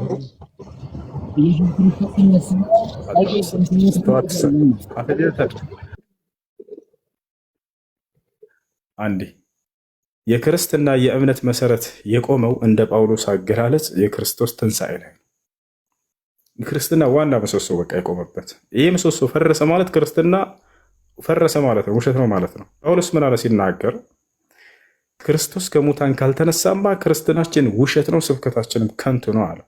ምን ካላለ ካልተነሳ። ይህን መነሳቱን ደግሞ ሐዋርያቶች እኛ ለዚህ ምስክሮች ነን ብለው ተናግረዋል። ለክርስቶስ ሁሉ ነገር የአይን ምስክሮች ነን ብለው ተናግረዋል። በጣም ጥሩ። እንደሱ ከሆነ ክርስቶስ ከሙታን ሲነሳ ያየ ሐዋርያ አለ ወይ ብለን መጽሐፍ ቅዱስን ስንጠይቀው የለም። ቅድም ልጁም እንደተናገረው ማን ነው ከላይ ያለው ልጅ አቤኔ ክርስቶስ ከሙታን ሲነሳ ትንሣኤ ሲያደርግ አንድም ሐዋርያ የለም ነበር። አላዩም። ይሄን የአይን ምስክርም አይደሉም። ለዚህ ይህ ነው። ነገር ግን ሁሉ የማይደበቅበት አንድ አምላክ እንዳለ ሁላችንም እናምናለን። የሁሉም እምነት ባለቤት ያ አምላክ ምን አለ ብለን ስናይ አምላክ አላህ ቃል በቃል አልገደሉትም፣ አልሰቀሉትም። ነገር ግን ወደ እኔ ወስጄዋለሁኝ አሳርጌዋለሁኝ አለ። ወማ ቀተሉሁ ወማ ሰለቡሁ ወላኪን ሹቢሀ ለሁም ወኢነ ለዚነ እክተለፉ ፊህ ለፊ ሸክ ሚን ማ ለሁም ብሂ ምን ዕልምን ኢላ ኢትባዕ አዘኒ ወማ ቀተሉሁ የቂና በል ረፈዐሁ ላሁ ኢለይህ ወካነ ላሁ ዐዚዘን ሐኪማ ይላል። አልገደሉትም አልሰቀሉትም ካለ በኋላ ምን አለ? ወደ እኔ አንስቼዋለሁኝ አለ አላህ። በክብር ወደ ሁለተኛው ሰማይ ያነሳው በሁለተኛው ሰማይ ላይ ይገኛል። ማናየው እዚያ ከተባለ አምላክ አላህ ስብሐነሁ ወተዓላ ከመሲሁ በኋላ ያስነሳቸውን ነቢይ ሙሐመድ ሰለላሁ ዐለይሂ ወሰለምን በአካል ወደዚያ ከመልአኩ ገብርኤል ጋር እንዲያደርጉ አድርጎ በሁለተኛው ሰማይ ላይ ክርስቶስን አሳይቷቸዋል። ነቢያችን ሰለላሁ ዐለይሂ ወሰለም ለዚህ ማስረጃ ሲናገሩ ሶሒህ ሙስሊም ቁጥር 162 ላይ ثم يعني قال النبي صلى الله عليه وسلم واطلعت إلى السماء الثانية فرأيت عيسى ويحيى عليهم السلام ابن الخالة وسلم عليه وقال لي مرحبا بالأخ الصالح والنبي الصالح ነቢያችን ሰለላሁ ዐለይሂ ወሰለም ምን አሉ? ከዚያም ከመልአኩ ገብርኤል ጋር ወደ ሁለተኛው ሰማይ አረግኩኝ አሉ። ሰባቱን ሰማይ ያረጉ እያሉ በዚያም ላይ የአክስትማማች ልጆችን ያሕያንና ወይም ዮሐንስንና ኢየሱስን ወይም ዒሳን አገኘኋቸው አሉ። እነርሱም ባዩአቸው ጊዜ በእኔ ላይ ሰላምታን አቀረቡልኝ አሉ። ሰላሙ ዐለይኩም ወረሕመቱላሂ ወበረካቱሁ አሉ። በአላህ ሰላም እዝነት በረከት በአንተ ላይ ይስፈር ብለው ሰላምታ ካቀረቡ በኋላ ለነብዩ ሰለላሁ ዐለይሂ ወሰለም ምን አሉ? መርሐበን ቢልአኽ ሷሊሕ ወነቢይ ሷሊሕ አለ ዒሳ። መልካሙ ወንድማችን ወይም ጻድቁ ወንድማችን ጻድቁ ነቢይ እንኳን ወደ ሰማይ ዓለም መጣ ብሎ ተቀበላቸው። ጻድቁ ብሎ ነው ክርስቶስ ነቢዩ ሙሐመድ ሰለላሁ ዐለይሂ ወሰለም ያናገራቸው። ሐዲሱን ከፈለጋችሁ አውጥቼ አሳይቼዋለሁ። የሚፈልግ ካለ አውጣልኝ በሌላ አውጣላችሁ። ጻድቁ ነቢይ ጻድቁ ወንድሜ እንኳን ወደ ሰማይ ዓለም መጣ ብሏቸዋል። ኦኬ እሺ ትቀጥላለህ ብለህ ነበር። እሺ አቤን ይቀጥልና ትቀጥላለህ። ደስ አንድ ሚተና እሺ ትቀጥላለህ። እሺ አቤን ይቀጥል። ሶስት ጥያቄዎች አሉኝ፣ ግን ከዛ በፊት አሁን እቺ እያስረዳት እያለ በተናገርከው ነገር ውስጥ ልጠይቅ ፈልጌ ነበር። ያ ምንድን ነው? ቁርአን ያለ ቃል ነው ብላችሁ ታምናላችሁ እናንተ አይደል? ቁርአን ያለ ቃል ነው ብላችሁ ታምናላችሁ። ያ ማለት እኛ ደግሞ ክርስቶስ ሲሰቀል ያየው ማለት ሲነሳ ከሞት ማን ያየው አለ? እነ ጳውሎስ ምናምን ነው የተናገሩት፣ ሰዎች ነው የተናገሩት። እዚህ ጋር ቁርአን ላይ ግን አላህ ራሱ ነው እየተናገረ ያለው እያልክ ነበር። ቅድም ደግሞ ስለ ክርስቶስም ሆነ አሚን ስለ ኢሳ ሚዩት የሚረብሽ ይመስላል። እሺ ካሊድ ምን ነበር? አንድ ጊዜ እስኪ በጣም የተፈተነ ነበር። እሺ ካሊድ ምን ነበር? እሱ አቤት፣ እየሰማህ ነው? አቤት በቃ ኩብራ ባትፈጭኝ አትፍጠኝ፣ እያናገርኩት ነው አይደለ? አትፍጠኝ። ከዚህ በፊትም ፈጥናሽ ማን ነው አድሚናትሽን አንስቼዋለሁ። አትፍጠኑ አድሚኖች፣ ሰው እያናገርክ ከሆነ አትፍጠኑ። እሺ አቤን ይቀጥላል። እሺ እና ቁርአን ፈርስ ያለ ቃል ነው ብላችሁ የምታምኑ ከሆነ አላህ በቁርአኑ ላይ ደግሞ እያወራው ነው። አይሰማም? አልሰማም? አለው ይሰማል። ቀጥል። አላህ በቁርአኑ ላይ ሰርድ ፐርሰን ሆኖ የተጻፈበት ቦታ አለ። ለምሳሌ ቅድም ቁርአን ያለ ቃል ነው ብለህ የምትለኝ ከሆነ የኢሳ ቃል እኔ እንደዚህ ነኝ እያለ ሲያወራ ነበረ። ኢሳ ቁርአኑ ላይ ማለት ነው። ክርስቲያኖችን አላህ ያጥፋችሁ እያለም የሚራገብበት ክፍል አለ። የዚህ ቁርአን ባለቤት ወይ አላህ ከሆነ እንዴት አላህ ያጥፋችሁ ብሎ ይላል? አላህ ራሱ አንድ እቺ መልስልኝ። ከዛ ወደ ሁለተኛው ጥያቄ በጣም ጥሩ። አምላክ አላህ ስብሐነሁ ወተዓላ በአራት መንገድ ይናገራል በቁርአን ላይ። አንደኛ እኔ እያለ ይናገራል ራሱ ቃል በቃል። ለምሳሌ ኢነኒ አነላህ ላ ኢላሃ ኢላ አነ ፈዕቡድኒ ወአቂም ሰላተ ሊዚክሪ ይላል። እኔ አላህ ነኝ፣ ከእኔ በስተቀር ሌላ ማንም አምላክ የለም፣ እኔንም በብቸኝነት ተገዙኝ፣ እኔንም ለማውሳት ስትሉ ሶላትን ስገዱ እያለ ይናገራል። በሌላ ቦታ ላይ አለም አሐድ ኢለይኩም ያ በኒ አደም አላ ተዕቡዱ ሸይጣን ወአን ያዕቡዱኒ ሃዛ ሲራጡ ሙስተቂም ይላል። እናንተ የአዳም ልጆች ሆይ ሰይጣንን እንዳትገዙ ብዬ ወደ እናንተ ቃል ኪዳንን አልያዝኩም ነበርን? እርሱ ግልጽ ጠላት ነው ለእናንተ አላልኳችሁም ነበርን? እኔም በብቸኝነት ተገዙኝ አላልኳችሁም ነበርን? ይህ ነው ቀጥተኛው መንገድ እያለ ይናገራል። ስለዚህ የመጀመሪያው አላህ እኔ እያለ ይናገራል። ሁለተኛ እኛ እያለ ይናገራል። እኛ እያለ ይናገራል። ታዲያ አላህ ስብሐነሁ ወተዓላ እኛ የሚለው ብዙ ሆኖ ነው ወይ? ላ አይደለም። በመጀመሪያ እኛነት ለሁለት ይከፈላል። አንደኛ የብዜት እኛነት አለ፣ ሁለተኛ የግነት እኛነት አለ። የብዜት እኛነት ማለት ብዙ አካሎች ሆነው አንድን ስራ ሰርተው ሳሉ ከመካከላቸው አንዳቸው ያን ስራ በሚያቀርብ ጊዜ እኛ ብሎ የሚገልጽበት የሆነ ያገላለጽ ዘይቤ ነው። ለምሳሌ 10 ተማሪዎች አሉ፣ ማነው 50 ተማሪዎች አሉ ትምህርት ቤት እንበል። 10 ተማሪዎችን ገባፈለና መምህሩ አሳይመንት የቤት ስራ ሰጣቸው። ሰርተው በመጡ ጊዜ ከ10ሩ መካከል አንዱ ወጥቶ በሚያቀርብ ጊዜ እኛ የሰራነው አሳይመንት ወይም የቤት ስራ ይላል አይደል? የዛኔ ብዜትኛነት እንደሆነ እንረዳለን። ከበስተጀርባው 9 ሰዎች አሉ። ይህ የብዜትኛነት ይባላል። ብዙ አካሎች ሆነው አንድን ስራ ሰርተው ከመካከላቸው አንዳቸው ወጥቶ እኛ እንዲህ ሰርተናል ብሎ በሚናገር ጊዜ የሚጠቀመው ቃል ነው። ይህ የብዜትኛነት ነው። ሁለተኛው እኛነት ደግሞ የግነት ወይም የክብረኛነት የምንለው ነው። እርሱ ደግሞ አንድ አካል ብቻውን ሆኖ ታላቅ ስራ፣ ገናና ስራ በመስራቱ ምክንያት ግነቱንና ክብሩን ልቅናውን ለመግለጽ እኛ ብሎ የሚናገረው ነው። ታዲያ አላህ ሱብሓነሁ ወተዓላ የትኛውን አስቡበት ነው ከተባለ እኛ ሳንሆን የምንወስንለት ራሱ ነው ሊነግረን የሚገባው። ያን ለማግኘት በቁርአን ላይ ሄደን ስናይ የብዜትኛነት ነው ወይንስ የግነተኛነት ነው እኛነቱ ብለን በምናይ ጊዜ አላህ ሱብሓነሁ ወተዓላ የብዜት እንዳልሆነ በርካታ ቦታ ላይ እኔ አንድ ብቻ ነኝ ብሎ ገልጾታል። ለምሳሌ ቁል ሁወላሁ አሐድ ይላል፣ በል እርሱ አላህ አንድ ነው ይላል። በሌላ ቦታ ላይ ወኢላሁኩም ኢላሁ ዋሂድ ይላል፣ እኔ አምላካችሁ አላህ አንድ ብቻ ነኝ ይላል። እሺ ብዜት ይኖረው እንደሆነ እስኪ እናጣራ፣ እንደው ቁጥሮችን እንግለጽ። ለምሳሌ ወደ ሁለት እንሂድ እስኪ። ሁለት ሊሆን ይችላል ወይ? ላ ሁለት አይደለሁም ብሎ አውግዞታል። ቃለ ሱብሓነሁ ወተዓላ ወቃለ አላሁ ላ ተተኺዙ ኢላሀይን ኢስነይን ኢነማ ሁወ ኢላሁ ዋሂድ ፈኢያየ ፈርሀቡን ይላል። ሁለት አምላክ ብላችሁ አትያዙኝ እኔን እያለ ይናገራል። ላ ተተኺዙ ኢላሀይን ኢስነይን፣ ሁለት አምላክ ብላችሁ አትያዙ፣ ኢነማ ሁወ ኢላሁ ዋሂድ፣ እኔ አምላካችሁ አላህ አንድ ብቻ ነኝና አለ። እሺ ሶስትስ ሊሆን ይችላል ወይ? እንዳው ስለዚህ ተናግሯል ወይ? አዎ በደንብ ተናግሯል። ሶስትም አይደለሁም ብሎ ሶስትነትን አውግዞታል። ቃለ ሱብሓነሁ ወተዓላ ወላ ተቁሉ ሰላሳ ኢንተሁ ኸይረን ለኩም ኢነማ አላሁ ኢላሁ ዋሂድ ሱብሓነሁ አን የኩነ ለሁ ወለድ ለሁ ማ ፊ ሰማዋት ወማ ፊል አርድ ወከፋ ቢላሂ ወኪላ እያለ ይናገራል። አላህ ምን አለ በቁርአን ላይ በሱረቱ ኒሳ መጨረሻው ገጽ ላይ ወላ ተቁሉ ሰላሳ አለ፣ ሶስት ወይንም ስላሴ አትበሉ፣ ኢንተሁ ኸይረን ለኩም ከዚህ ንግግራችሁ ተቆጠቡ፣ ብትቆጠቡ ለእናንተ የተሻለ ነው አለ። ታዲያ ስንት ነው እርሱ? ኢነማ አላሁ ኢላሁ ዋሂድ፣ ኢነማ ሁና ሊልሐስር። አላህ ሱብሓነሁ ወተዓላ እኔ አምላካችሁ አላህ አንድ ብቻ ነኝ እያለ ዘጋው። ኢነማ ብሎ ተናገረ። የሚገርም የሆነ አገላለጽ ነው። እንደ አረበኛ ኢነማ ካለ በቃ ሐስር ነው፣ ለመዝጋት ነው። ከእርሱ ከአንዱ በስተቀር ሌላ ማንም የለም ነው። ስለዚህ የአላህ ሱብሓነሁ ወተዓላ እኛ እያለ ይናገራል። ይህ ግነቱንና ክብሩን ለመግለጽ እንጂ ብዜት ስላለው አይደለም ማለት ነው። ሶስተኛ አላህ ራሱ ሲናገር በቁርአን ላይ ምን እያለ ይናገራል? እሺ ሚውተን አንስተሃል፣ ሀሳብ ካለ ችግር ነው። የጨረስክ መስሎኝ ነው። ስለዚህ አላህ ራሱን በማክበርም እኛ ይላል ማለት ነው፣ ራሱን ያከብራል ማለት ነው። እኛ የሚለው እንጂ ብዜት ስላለው አይደለም። በጣም ጥሩ። እሺ ሁለተኛ ጥያቄ ስለ መሐመድ መምጣት፣ ክርስቶስ ከመምጣቱ በፊት መሐመድ ከመምጣቱ በፊት ስለ መሐመድ መምጣት በመጽሐፍ ቅዱስ ውስጥ ተጽፏል ብለህ ታምናለህ? አንተም እንደሌሎቹ ሙስሊሞች? አምላክ አላህ ስብሐነሁ ወተዓላ ባለፉት መጽሐፍቶች ላይ ስለ ነቢዩ ሰለላሁ ዐለይሂ ወሰለም እንደተናገረ በርካታ ቦታ ላይ ነግሮናል። ለምሳሌ በሱረት አልፈትሕ ላይ ይናገራል። በሱረት አልፈትሕ ላይ ሲናገር ወደሱ ልመጣለን። አብሽር፣ ወደዛ ልመጣለን። ግን ያንን እንደው ከራሴ ሄጄ መጽሐፍ ቅዱስ ላይ ይሄ ስለ ነቢዩ መሐመድ ነው እንዳለ ፈልጌ ነው። ገብቶሃል አይደል?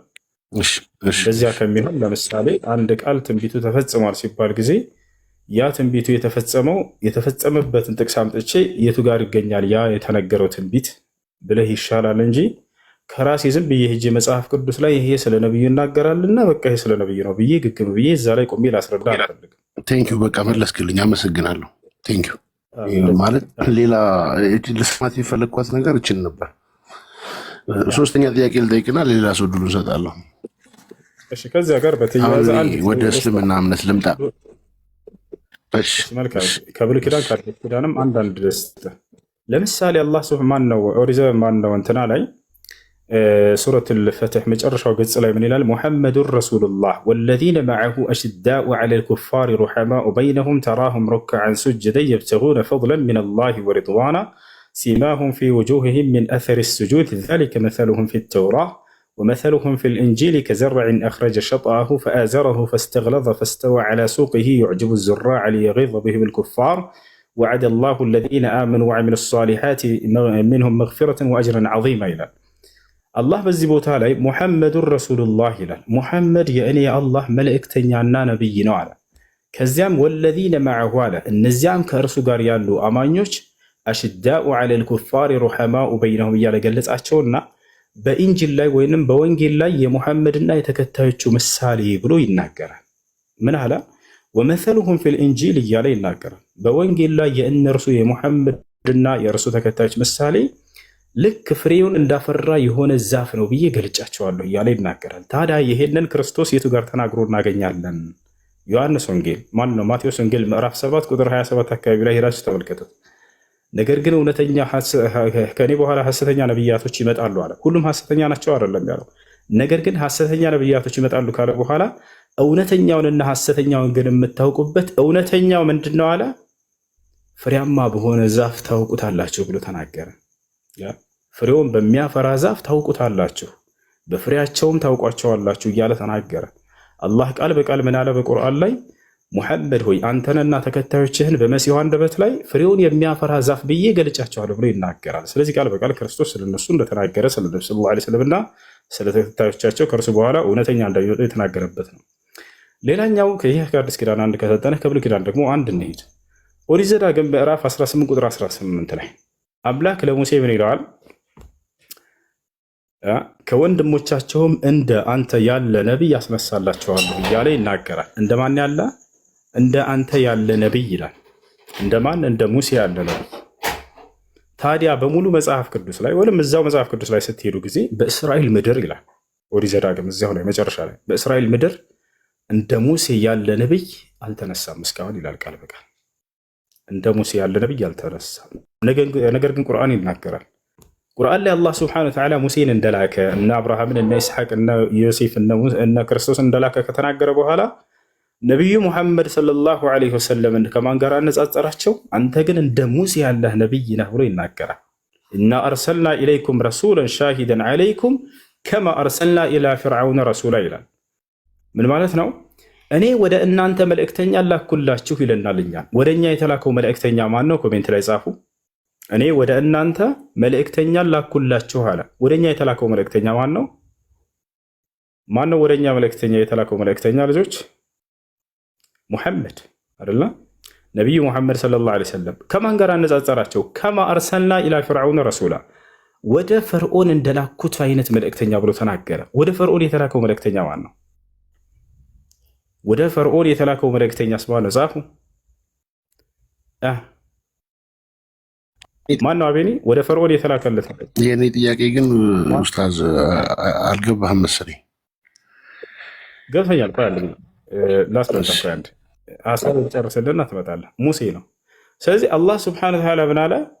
እንደ ሙሴ ያለ ነብይ ብሎ ነብዩ ሰለላሁ ዐለይሂ ወሰለም ቃል በቃል ራሱ ተናገራቸው። ስለዚህ እዚያ ጋር ከነቢዩ ሙሐመድ ሰለላሁ ዐለይሂ ወሰለም በፊት በመጽሐፍ ቅዱስ ላይ ስለ ነቢዩ ሙሐመድ ተነግሯል ወይ ብለህ ታምናለህ ወይ ባልከው መሰረት ቃል በቃል እዚያ ላይ ለሙሴ ምን ይለዋል?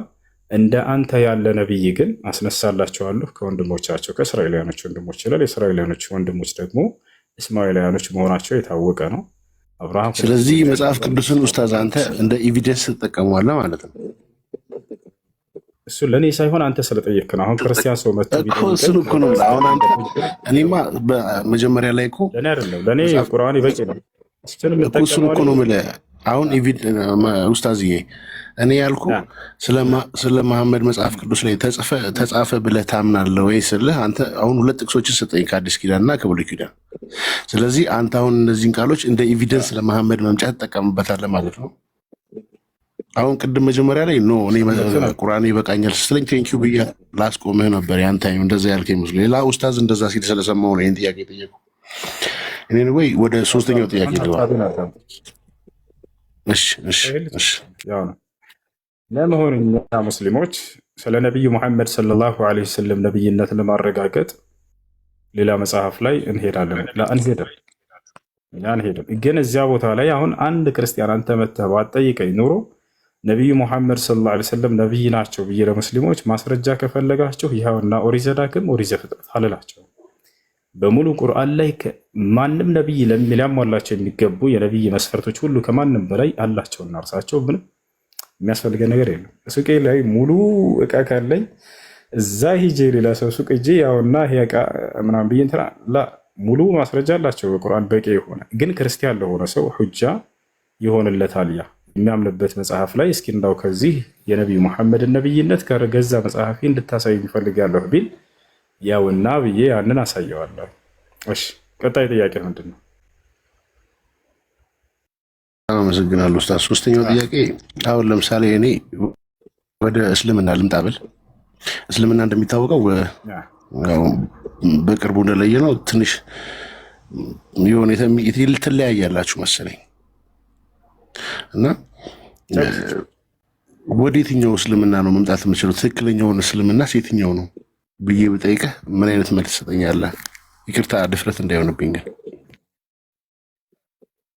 አብሽር ፈታ በል። እሺ ለመሆኑ የተለያየ እስልምና አለ ወይ? የተለያየ እስልምና የለም፣ አንድ እስልምና ነው ያለው። ነገር ግን የዛ ግለሰቦቹ ተከታዮች ራሳቸውን ወደ እስላም ያስጠጉ ግለሰቦች ልዩነትን ስላየህ ነው። አንዱ አህባሽ፣ አንዱ ወይንም ወሃቢያ ብለው የሚጠሯቸው ምናምን ልትሰሙ ትችላላችሁ እዚህ ላይ እና ሌሎችም ማለት ነው። አሁን እዚህ ቦታ ላይ እነዚያ የግለሰቦቹ የአረዳድ ልዩነት እንጂ እስልምና ሃይማኖቱ የተለያየ ሆኖ አይደለም። አምላክ አንዴ በነቢያት በኩል ደንግጎ ሰጥቷል ኢስላምን። ያ ኢስላም አይደለም የሚለያየው። ይህ የግለሰቦቹ መለያየት ነው። ገብቷቸዋል። የግለሰብ መለያየት ደግሞ የእምነቱን እና የእምነቱን መሰረቶች መርሆች መለያየት የሚያስይዝ ነገር አይደለም። ሌላው ነገር የነቢዩ ሙሐመድ ሰለላሁ ዐለይሂ ወሰለም አንዱ የነቢይነታቸው ማረጋገጫ ምንድን ነው? ትንቢት። አንድ ነቢይ ትንቢትን ተናግሮ ያ ትንቢት በተናገረው መሰረት መፈጸሙ የነቢይነቱ ማረጋገጫ ነው። ስለዚህ ዛሬ ሰዎች ተለያይተው ማግኘታችን ነቢያችን ሰለላሁ ዐለይሂ ወሰለም ከዛሬ 1447 ዓመት በፊት ተናግረውታል። ይህ የእስልምናን ትክክለኛ ሃይማኖትነት የዚህ ነቢይ ደግሞ እውነተኛ ነቢይነት ማረጋገጫ አንደኛው ነው። የት ጋር የተናገሩት ከተባለ ነቢያችን ሰለላሁ ዐለይሂ ወሰለም ምን አሉ? افترقت اليهود على 71 فرقة وافترقت النصارى على 72 فرقة وستفترق أمتي على 73 فرقة كلها في النار إلا واحدة قيل من هي يا رسول الله؟ قال من كان على مثل ما أنا عليه اليوم وأصحابي وفي رواية أخرى قال هي الجماعة ነቢያችን ሰለላሁ ዐለይሂ ወሰለም ምን አሉ? ወደፊት የእኔ ትውልድ ከመጀመሪያው አይሁዶች ለ71 ተከፋፈሉ አሉ።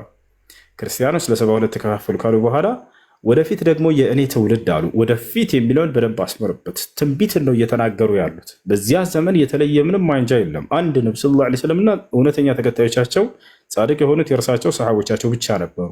ነገር ግን ወደፊት ትውልዶቼ ለ73 ይከፋፈላሉ አሉ። ዛሬ የተለያዩት ሰዎች መገኘታቸው የነቢዩ ሰለላሁ ዐለይሂ ወሰለም ትንቢት እውነት እንደሆነ ማረጋገጫ፣ የእርሳቸው ትክክለኛ የነብይነት ማረጋገጫ ነው። ገብታችኋል? አንድ ነቢይ ከነቢይነቱ መስፈርት መካከል ስለ ወደፊት ትንቢትን ይናገራል። ያ የተናገረው ትንቢት በተናገረበት መሰረት ይፈጸማል። ስለዚህ ወደፊት በርካታ ሰዎች ወደ ኢስላም ራሳቸውን አስጠረግተው ነገር ግን የተለያዩ ሆነው ይነሳሉ ብለው ተናግረዋል። አሁን የልጁ ጥያቄ ላይ እንምጣ። ታዲያ እኔ መስለም ብፈልግ የትኛውን ነው ትክክለኛ ብዬ ልከተል ያለ የሚገባኝ ብሏል ነቢ ሰለላሁ ዐለይሂ ወሰለም። ይህን ትንቢት ሲናገሩ የዛን የሰሓቦች ጠይቀዋቸው ነበር። ለ73 ይከፋፍላሉ ባሉ ጊዜ ቃሉ መን ሂየ ያ ረሱለላህ አሉ። ሰሓቦች ያንተን ጥያቄ ጠይቀውልሃል። ሰሓቦች ምን ብለው ጠየቁ? ታዲያ ያቺ ትክክለኛ መንገድ ላይ ያለችዋ ነፃ የምትወጣዋ ግሩፕ የትኛዋ ነች ብለው ጠየቁ። ቡድን የትኛዋ ነች? ከዚያም ነቢ ሰለላሁ ዐለይሂ ወሰለም ነገሯቸው። ምን አሉ? መን ካነ ዐላ ሚስሊ ማ አነ ዐለይሂ ልየውም ወአስሓቢ፣ ልክ ዛሬ እኔና ባልደረቦቼ እናንተ ሰሓቦቼ ባለንበት መንገድ ላይ ያሉት ናቸዋ ብለው ተናገሩ። ስለዚህ መመሪያቸው ቁርአን እና ሐዲስ እንዲሁም ደግሞ እነዚያ ነቢዩ ሰለላሁ ዐለይሂ ወሰለም ያወደሷቸው የእርሳቸው ባልደረቦችና ተከታዮቻቸው የነበሩበትን ንጹህ ግንዛቤ የተከተለ ሰው እርሱ ነው በትክክለኛው መንገድ ላይ ያለው። ያ ማለት الذي يتبع الكتاب والسنة على فهم سلف الأمة، والمقصود بالسلف هم أهل القرون المفضلة الثلاثة الذين زكاهم النبي عليه الصلاة والسلام في حديثه حيث قال خير الناس قرني ثم الذين يلونهم ثم الذين يلونهم. النبي صلى الله عليه وسلم እኔና ልክ እናንተ ሱሐቦች ባለንበት ንጹህ ግንዛቤ ላይ ያሉ ሰዎች ናቸው የሚድኑት ብለው ሲናገሩ ቁርአንና ሐዲስን መመሪያቸው አድርገው ይዘው ከዚያም እነዚያን 3 ክፍለ ዘመን ላይ የነበሩትን ከቢድዓ ንጹህ የሆነ ከአዲስ ፈጠራ በሃይማኖት ላይ ንጹህ የሆነ በሱና መንገድ ላይ ጸንተው ሄሮ የሶስቱን ክፍለ ዘመናት ሰዎች ንጹህ ግንዛቤ የተከተለ ሰው እንደሆነ ግልጽ ነው። ሐዲስ ላይ ሲናገሩ ከሰዎች ሁሉ በላጮቹ የእኔ ዘመን ሰዎች ናቸው፣ ከዛ የሚቀጥሏቸው ብለው ሶስቱን ክፍለ ዘመናት አወድሰዋል። ወሁም ሰሓባ ወታቢዑን ወአትባዕ ታቢዒን፣ እነዚህ ሶስት ናቸው። ስለዚህ በትክክለኛው መንገድ ላይ መሆን የፈለገ ሰው ፈልየልዘም መንሀጅ ሰለፍ ወሁም ለዚነ ፈሂሙ ልኪታብ ወሱና ቢማ ፈሂመ ቢሂ አሰሓባ ሪድዋኑላህ ዐለይሂም ወቀብለሁም ነቢ ዐለይሂ ሰላቱ ወሰላም። እና ያ ነው አቤኔ። በጣም አመሰግናለሁ ኡስታዝ። ይሄና በስተመጨረሻ አንድ ጥያቄ ብቻ ልጠይቅ፣ ሰዓት ካልወሰድኩ ይቅርታ ሌሎቻችሁ። በእንደ እስልምና አስተምሮ ኢሳ አልተሰቀለም አልተገደለም ተብሎ ይታመናል። የሆነ ኡስታዝ ጋር ገብቼ ስጠይቅ እሱ አልተሰቀለም፣ አላህ የሆነ ወታደር እሱን አስመሰለባቸው ምናምን ነገር አለኝ። የተሰጠኝ መልስ አልተዋጠልኝም። ያ ወታደር ይታወቃል አሁን በክርስትና ዘንድ ማለት ነው። እያንዳንዷ ነገር ኤቪደንስ አላት፣ ለእያንዳንዷ ነገር መረጃ አላት፣ ከነስሙ ከነምናምኑ። ያ ወታደር ይታወቃል እከሌ ማለት ብለህ ትችላለህ። እሺ በጣም ጥሩ። አሁን እዚህ ቦታ ላይ ዋናው ጉዳይ የክርስቶስ መዳን ነው። አንዴ ከላይ ሜት አድርገው እባክህን። ዋናው ጉዳይ ምንድነው? ሰዎች የተለያዩበት የክርስቶስ ጉዳይ ነው። ክርስቶስ ምን ሆነ? ግማሹ አረጋለ፣ ግማሹ አላረገም፣ ተገድሏል፣ ተሰቅሏል። እንዲህ አይነት ነገሮች ተወዛገቡ። ታዲያ አምላክ ይሄን ነገር ማጥራት አለበትና አይወለ ሜት ከተደረገ በኋላ የተነተን ሰው እባክህ እስክንጨርስ ከዚያ ትቀጥላለህ። ስለዚህ በዚያ ጉዳይ ላይ ነው አምላክ አላህ ሱብሓነሁ ወተዓላ መግለጽ ያለበት። አይደለም የዛን ወንበዴ ሰው በእርሱ ምትክ የተሰቀለውን አይደለም ጻድቅ የሆኑ ስማቸውን ያልነገረን አላህ ሱብሓነሁ ወተዓላ ስንት አካሎች አሉ። መሰረታዊ ነገራቶች ተብለው ሰዎች ሊያስቧቸው፣ ለምሳሌ የአስሐቡል ከህፍ አሉ፣ የዋሻዎች ሰዎች ስማቸውን ማን ነው የሚነግረን? የለም። ነቢያቶች አላህ ሱብሓነሁ ወተዓላ የተወሰኑትን የገለጽኩላችሁ፣ ያልነገርኳቸው ብዙ አሉ አለ። ስራቸውን ግን ገልጾታል። ስለዚህ እነዛ ጻድቅ ነቢያቶች እንኳን ስማቸው መነገር ያላስፈለገ እያንዳንዱን ሰው የስራ መዝገንትን የቁርአን ማለት አምላክ አላህ ሱብሓነሁ ወተዓላ ለሰዎች መመሪያ አድርገው ያወረደው መጽሐፍ ነው። አስፈላጊ ቁልፍ ነገራቶችን ይነግራቸዋል እንጂ የማንንም ሰው የሚዘረዝር የድር መጽሐፍ አይደለም። ቁርአን እንዘርዘር ከተባለ የዓለሙን ሰው ገልጾ አይዘልቀው። ገብቷቸዋል። ሌላ ዓለም ትልቅ መጽሐፍ ሊያስፈልግ ነው። ስለዚህ ዋናው የክርስቶስ ጉዳይ ነው ሰዎች የተለያዩበት። ግማሹ አድርገዋል አለ፣ ግማሹ አላረገም ማለት። ታዲያ አምላክ አላህ ሱብሓነሁ ወተዓላ ይህን ጉዳይ ሊቋጭ ይገባልና አልገደሉትም፣ አልሰቀሉትም፣ እኔ ግን አሳርገዋለሁኝ አለ። እንደው ያ ሰው ማን ሊሆን ይችላል በሚለው ጉዳይ ሙፈሲሮች የተነጋገሩበት ነገር አለ። ይሁዳ ነው ይባላል። ይሁዳ እንዴት ሊሆን ይችላል? እሱን አንድ ንገሩ። ይሁዳ እንዴት ሊሆን ይችላል? በመጀመሪያ ኢብኑ ዑሰይሚን ረሒመሁላህ ተዓላ ታላቁ ዓሊም ተፍሲራቸው ላይ ይሁዳ ሊሆን ይችላል ብለው የተናገሩበት አለ። እኔም እሱ ሊሆን ይችላል ብዬ አስባለሁኝ። ቁርአንና መጽሐፍ ቅዱስ ላይ የተወሰኑ ነጥቦችን ልስጣችሁ። እሱ ሊሆን እንደሚችል የሚጠቁም ነገር ግን እሱ ሆነም አልሆነም እኛ ዋና የክርስቶስ መዳን ነው እንደነገርኳቸው የሚያሳስበን እሱ ነው። ያ ነው ክርስቶስን አምላክ አላህ ሱብሓነሁ ወተዓላ እንዳዳነው ጫፉ እንዳልተነካ ግልጽ አድርጎ ምንም በሚያሻማ ሁኔታ በርካታ ቦታ ላይ ነግሮናል። አሁን ግን ያ ሰው ማን ሊሆን ይችላል የሚለው እንመልከት። አንዴ ነው አድርጎ ኡስታዝ የሚት አደርጋለሁ። ግን ቅድም እንትና ይሄ ደሳለኝ ሲያወራ አላህ በል ስትለው ነበረ እና ምናልባት አሁን እኛ ኢሳ ብትለኝ ይገባኛል። ደስ በሚል ሁኔታ ነው እስካሁን እያስረዳኸኝ ያለውና በዛ መልኩ ብቀጥል ደስ ይለኛል። እንቀጥላለን አሁን። ስለዚህ ማን ሊሆን ይችላል የሚለውን በደንብ አዳምጡ። ሱረቱል ማኢዳ ከቁርአኑ ልጀምርላችሁ። ሱረት አልማኢዳ ይላል 5ኛው ምዕራፍ፣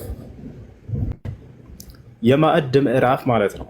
ማዕድ ታውቃላችሁ? ሰዎች ተሰባስበው ምግብ የሚበሉበት የማዕዱ ምዕራፍ አለው አላህ። ስለምን ማዕድ ነው እያወራ ያለው? ስለመጨረሻው የዒሳ ዓለይሂ ሰላም የእራት ግብዣ ማዕድ የሚያወራ ነው። ያ ማዕድ ከወዴት ነው? ከሰማይ የመጣ ነው። መጨረሻ ጊዜ ላይ ክርስቶስ ዒሳ ዓለይሂ ሰላም ሊያርግ ባለ ጊዜ አምላክ አላህ ሱብሓነሁ ወተዓላ ዒሳን እንደሚወስደው በነገረው ጊዜ ሐዋርያቶች አንድ ጥያቄ ጠየቁ ለዒሳ። ምን አሉት? ያ ዒሳ ብነ መርየም አሉት፣ አንተ የማርያም ልጅ ዒሳ ሆይ ሀል የስተጢዑ ረቡከ አን ዩነዚለ ዓለይና ማኢደተን ሚነ ሰማዕ፣ ለመሆኑ ጌታ ከሰማይ ምግብን የያዘች ማዕድ ሊያወርድልን ይችላልን ብለው ጠየቁት። ፈጣሪ ይችላል ተብሎ ይጠየቃል? አይጠየቅም። ሁሉን ቻይ መሆኑ የታወቀ ነውና። ታዲያ ዒሳ በጣም ተቆጣ። የተቆጣው ለምንድን ነው? ስለ ራሱ ክብር አይቆጣም ዒሳ። ማንም ነቢይ ስለ ራሱ ክብር አይቆጣም። ስለ አምላካቸው ክብር ነው የሚቆጡት። ቃለ ተቁላህ ኢን ኩንቱም ሙእሚኒን አላቸው። አማኞች እንደሆናችሁ አላህን ፍሩ። እርሱን ይችላል ወይ ብላችሁ ትጠይቃላችሁ? የማይገባ ነገር ነው የጠየቃችሁት አላቸው። የአላህ ስብሓነሁ ወተዓላ ችሎታ ይሄ ይችላል ወይ አምላክ ተብሎ አይጠየቅም እያላቸው ነው። ቃሉ ኑሪዱ አን ነእኩለ ሚንሃ ወተጥመኢነ ቁሉቡና። እባክህን አንዴ ቃሉ አሉ ሐዋርያቶችን ኑሪዱ አን ነእኩለ ሚንሃ ከእርሷ እንድንበላ እንፈልጋለንና ነው እኮ አሉት። ወተጥመኢነ ቁሉቡና ልቦናችንም እንዲረጉልን እንዲጸኑልን ስለምንፈልግ ነው አሉ። ወነዕለመ አን ቀድ ሰደቅተና አንተም እውን እንዳልከን እንድናውቅ ዘንድ ነው አሉት። ወነኩነ ዐለይሃ ሚነ ሻሂዲን እኛም በእርሷ ላይ ከመስካሪዎቹ እንድንሆን ነው አሉት። ከዚያ እንቀጥላለን። ቃለ ዒሳ ብኑ መርየም አላላ ከዚያ በኋላ ዒሳ ዓለይሂ ሰላም አሁን ተስማማ በቃ በጥያቄያቸው። አያችሁ አሁን ከዚህ ምን ትረዳላችሁ? ሐዋርያቶች አንተ ትችላለህ ወይ ማውረድ አይደለም ማለት አምላክ ይችላል ወይ ነው ያሉት። ከአምላክ እንደሚያደርግ ዒሳ ያውቃሉ። ይወታቸዋል ከአምላክ እንደሚሆን ያውቃሉ። እንደሚያደርግ አምላክ እንደሚያደርግለት ለእርሱ አምላኩን ጠይቆ እንደሚያደርግ ያውቃሉ። ገብቷል። አሁንም ዒሳ ዓለይሂ ሰላም አይ ችግር የለውም እኔ በራሴ እሰራዋለሁ አይደለም ያላቸው። ወዲያው አምላኩን አላህ ለመነ። ቃለ ዒሳ ብኑ መርየም የማርያም ልጅ ዒሳም ባለ አላሁመ ረበና አንዚል ዐለይና ማኢደተን ሚነ ሰማ ጌታችን አምላካችን አላህ ሆይ ከሰማይ ምግብን የያዘችን ማዕድ አውርድልን ብሎ አላህን ጠየቀ። አላህ ደግሞ ዒሳን አያሳፍረውም፣ እምቢ አይለውም፣ እሺ ይለዋል። ለአላህ ታዛዥ የሆነ ትሁት የሆነ ነቢይ ነውና አንዚል ዐለይና ማኢደተን ሚነ ሰማ ተኩኑ ለና ዒደን ሊአወሊና ወአኺሪና ወአየተን ሚንክ ለእኛ ለመጀመሪያዎች አንዴ ሚወት አድርግ ለእኛ ለመጀመሪያችንም ለመጨረሻችንም በዓል ትሆነን ዘንድ አለ። ያ ቀን እንደ በዓል ተደርጎ ይያዝ ዘንድ ለዒሳና ለተከታዮች ወአየተን ሚንክ ከአንተ የሆነም ተአምር ሲሆን ወርዙቅና ወአንተ ኸይሩ ራዚቂን ለግሰን አንተ ከለጋሾች ሁሉ በላጭ ነህና ብሎ ተናገረ። አሁን ከአላህ መልስ ሊመጣ ነው። በደንብ አስተውሉ። ቃለ አላህም አለ ኢኒ ሙነዚሉሃ ዐለይኩም እኔ በእናንተ ላይ እርሷን አውራጅ ነኝ አለ። አወርድላችኋለሁ ችግር የለውም አለው ለዒሳ። ነገር ግን መስፈርት ሊመጣ ነው። አሁን በደንብ አዳምጡ። ፈመን የክፉር በዕዱ ሚንኩም ካወረድኩት በኋላ ግን ያንን ማዕድ ምግብ የያዘ ማዕድ በእናንተ ላይ ከእናንተ መካከል የካደ ፈኢኒ እኔ አለ አላህ ኡዐዚብሁ እቀጠዋለሁኝ ዐዛብን ቅጣትን ላ ኡዐዚብሁ አሐደን ሚነል ዓለሚን ከዓለማት እንደርሱ የማልቀጣውን ከባድን ቅጣት እቀጠዋለሁኝ ከእናንተ መካከል የሚክደውን አለ።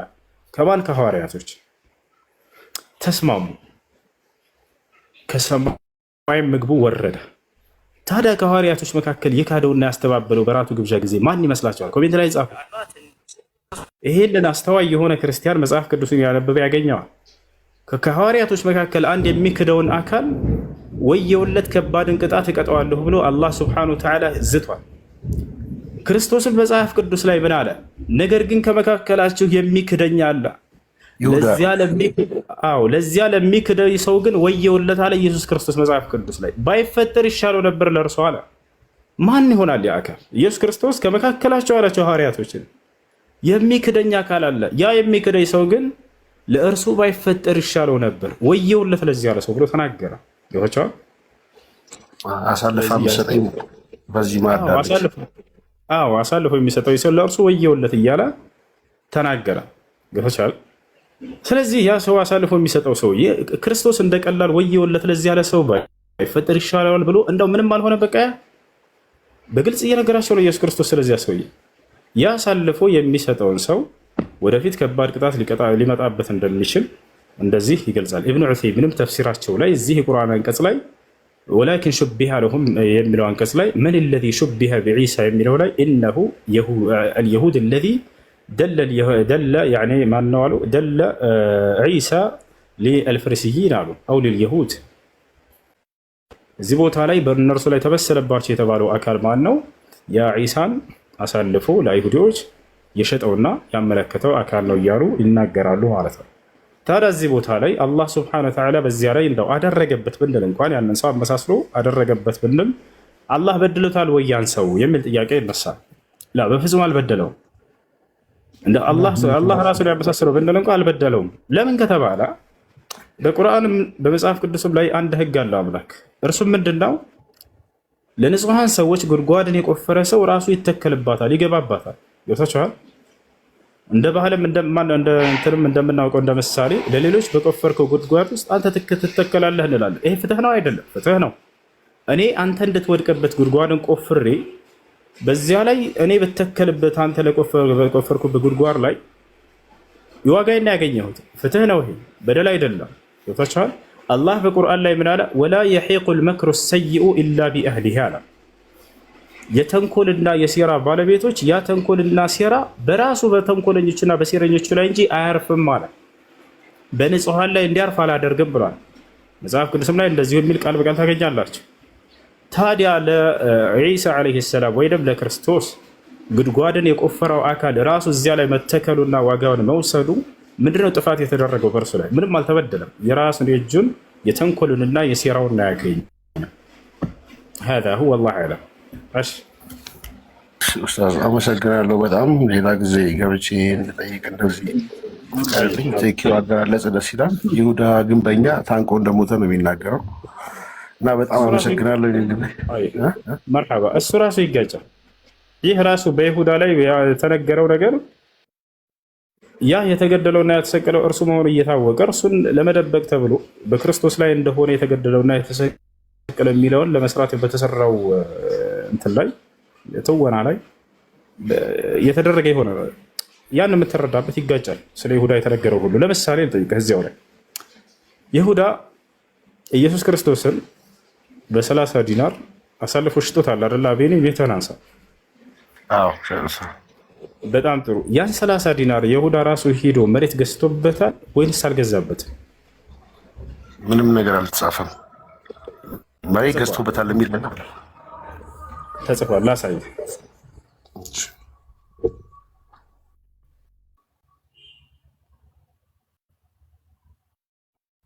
የሐዋርያት ሥራ ምዕራፍ 1 ቁጥር 18 ላይ እንመልከት። ላሳይህ አንድ ጊዜ የሐዋርያት ሥራ ምዕራፍ 1 ቁጥር 18 ላይ እንግባ። ያ ከ16 ጀምረን እናንብበው። ወንድሞች ሆይ ኢየሱስን ለያዙት መሪ ስለሆናቸው ስለ ይሁዳ መንፈስ ቅዱስ አስቀድሞ በዳዊት አፍ የተናገረው የመጽሐፍ ቃል ይፈጸም ዘንድ ይገባ ነበር። ከእኛ ጋር ተቆጥሮ ነበርና ለዚህም አገልግሎት ታድሎ ነበርና ይህም ሰው በአመፅ ዋጋ መሬት ገዛ፣ በግንባሩም ተደፍቶ ከመካከሉ ተሰነጠቀ፣ አንጀቱም ሁሉ ተዘረገፈ ይላል። ስለዚህ ይህም ሰው በአመፅ ዋጋ መሬት ገዛ ይላል። መሬት ገዝቶበታል አይደለ? ያንን ገንዘብ የሚገርምህ ማቴዎስ ወንጌል ላይ ደግሞ ይሄን ስንሄድ ምን ይላል? አልገዛበትም ይለናል። ያንን ገንዘቡን ሂዶ በቤተ መቅደስ ለካህናት አለቆች ይሄን ገንዘብ እኔ አልፈልግም ብሎ ወርውሮላቸው ሄዳ፣ እነሱ ሂደው ገዙበት ይለናል። እና ተመልከት እንዴት እንደሚጋጭ እንመልከት። እዚህ ጋር ማቴዎስ ወንጌል ምዕራፍ 27 ያውና እዚህ ጋር ምን ይለናል? በዚያን ጊዜ አሳልፎ የሰጠው ይሁዳ እንደተፈረደበት አይቶ ተጸጸተ። 30ውንም ብር ለካህናት አለቆችና ለሽማግሎች መልሶ ንጹሕ ደም አሳልፌ በመስጠቴ በድያለሁ አለ። እነርሱ ግን እኛስ ምን አግዶን? አንተው ተጠንቀቅ አሉት። ብሩንም በቤተ መቅደስ ጥሎ ሄደና ታንቆ ሞተ ይላል። አየህ አይደል? ብሩን እዚህ ቦታ ላይ አልገዛበትም፣ ጣለውና ሄዳ ይለናል። ታዲያ ብሩን ምን አደረጉት?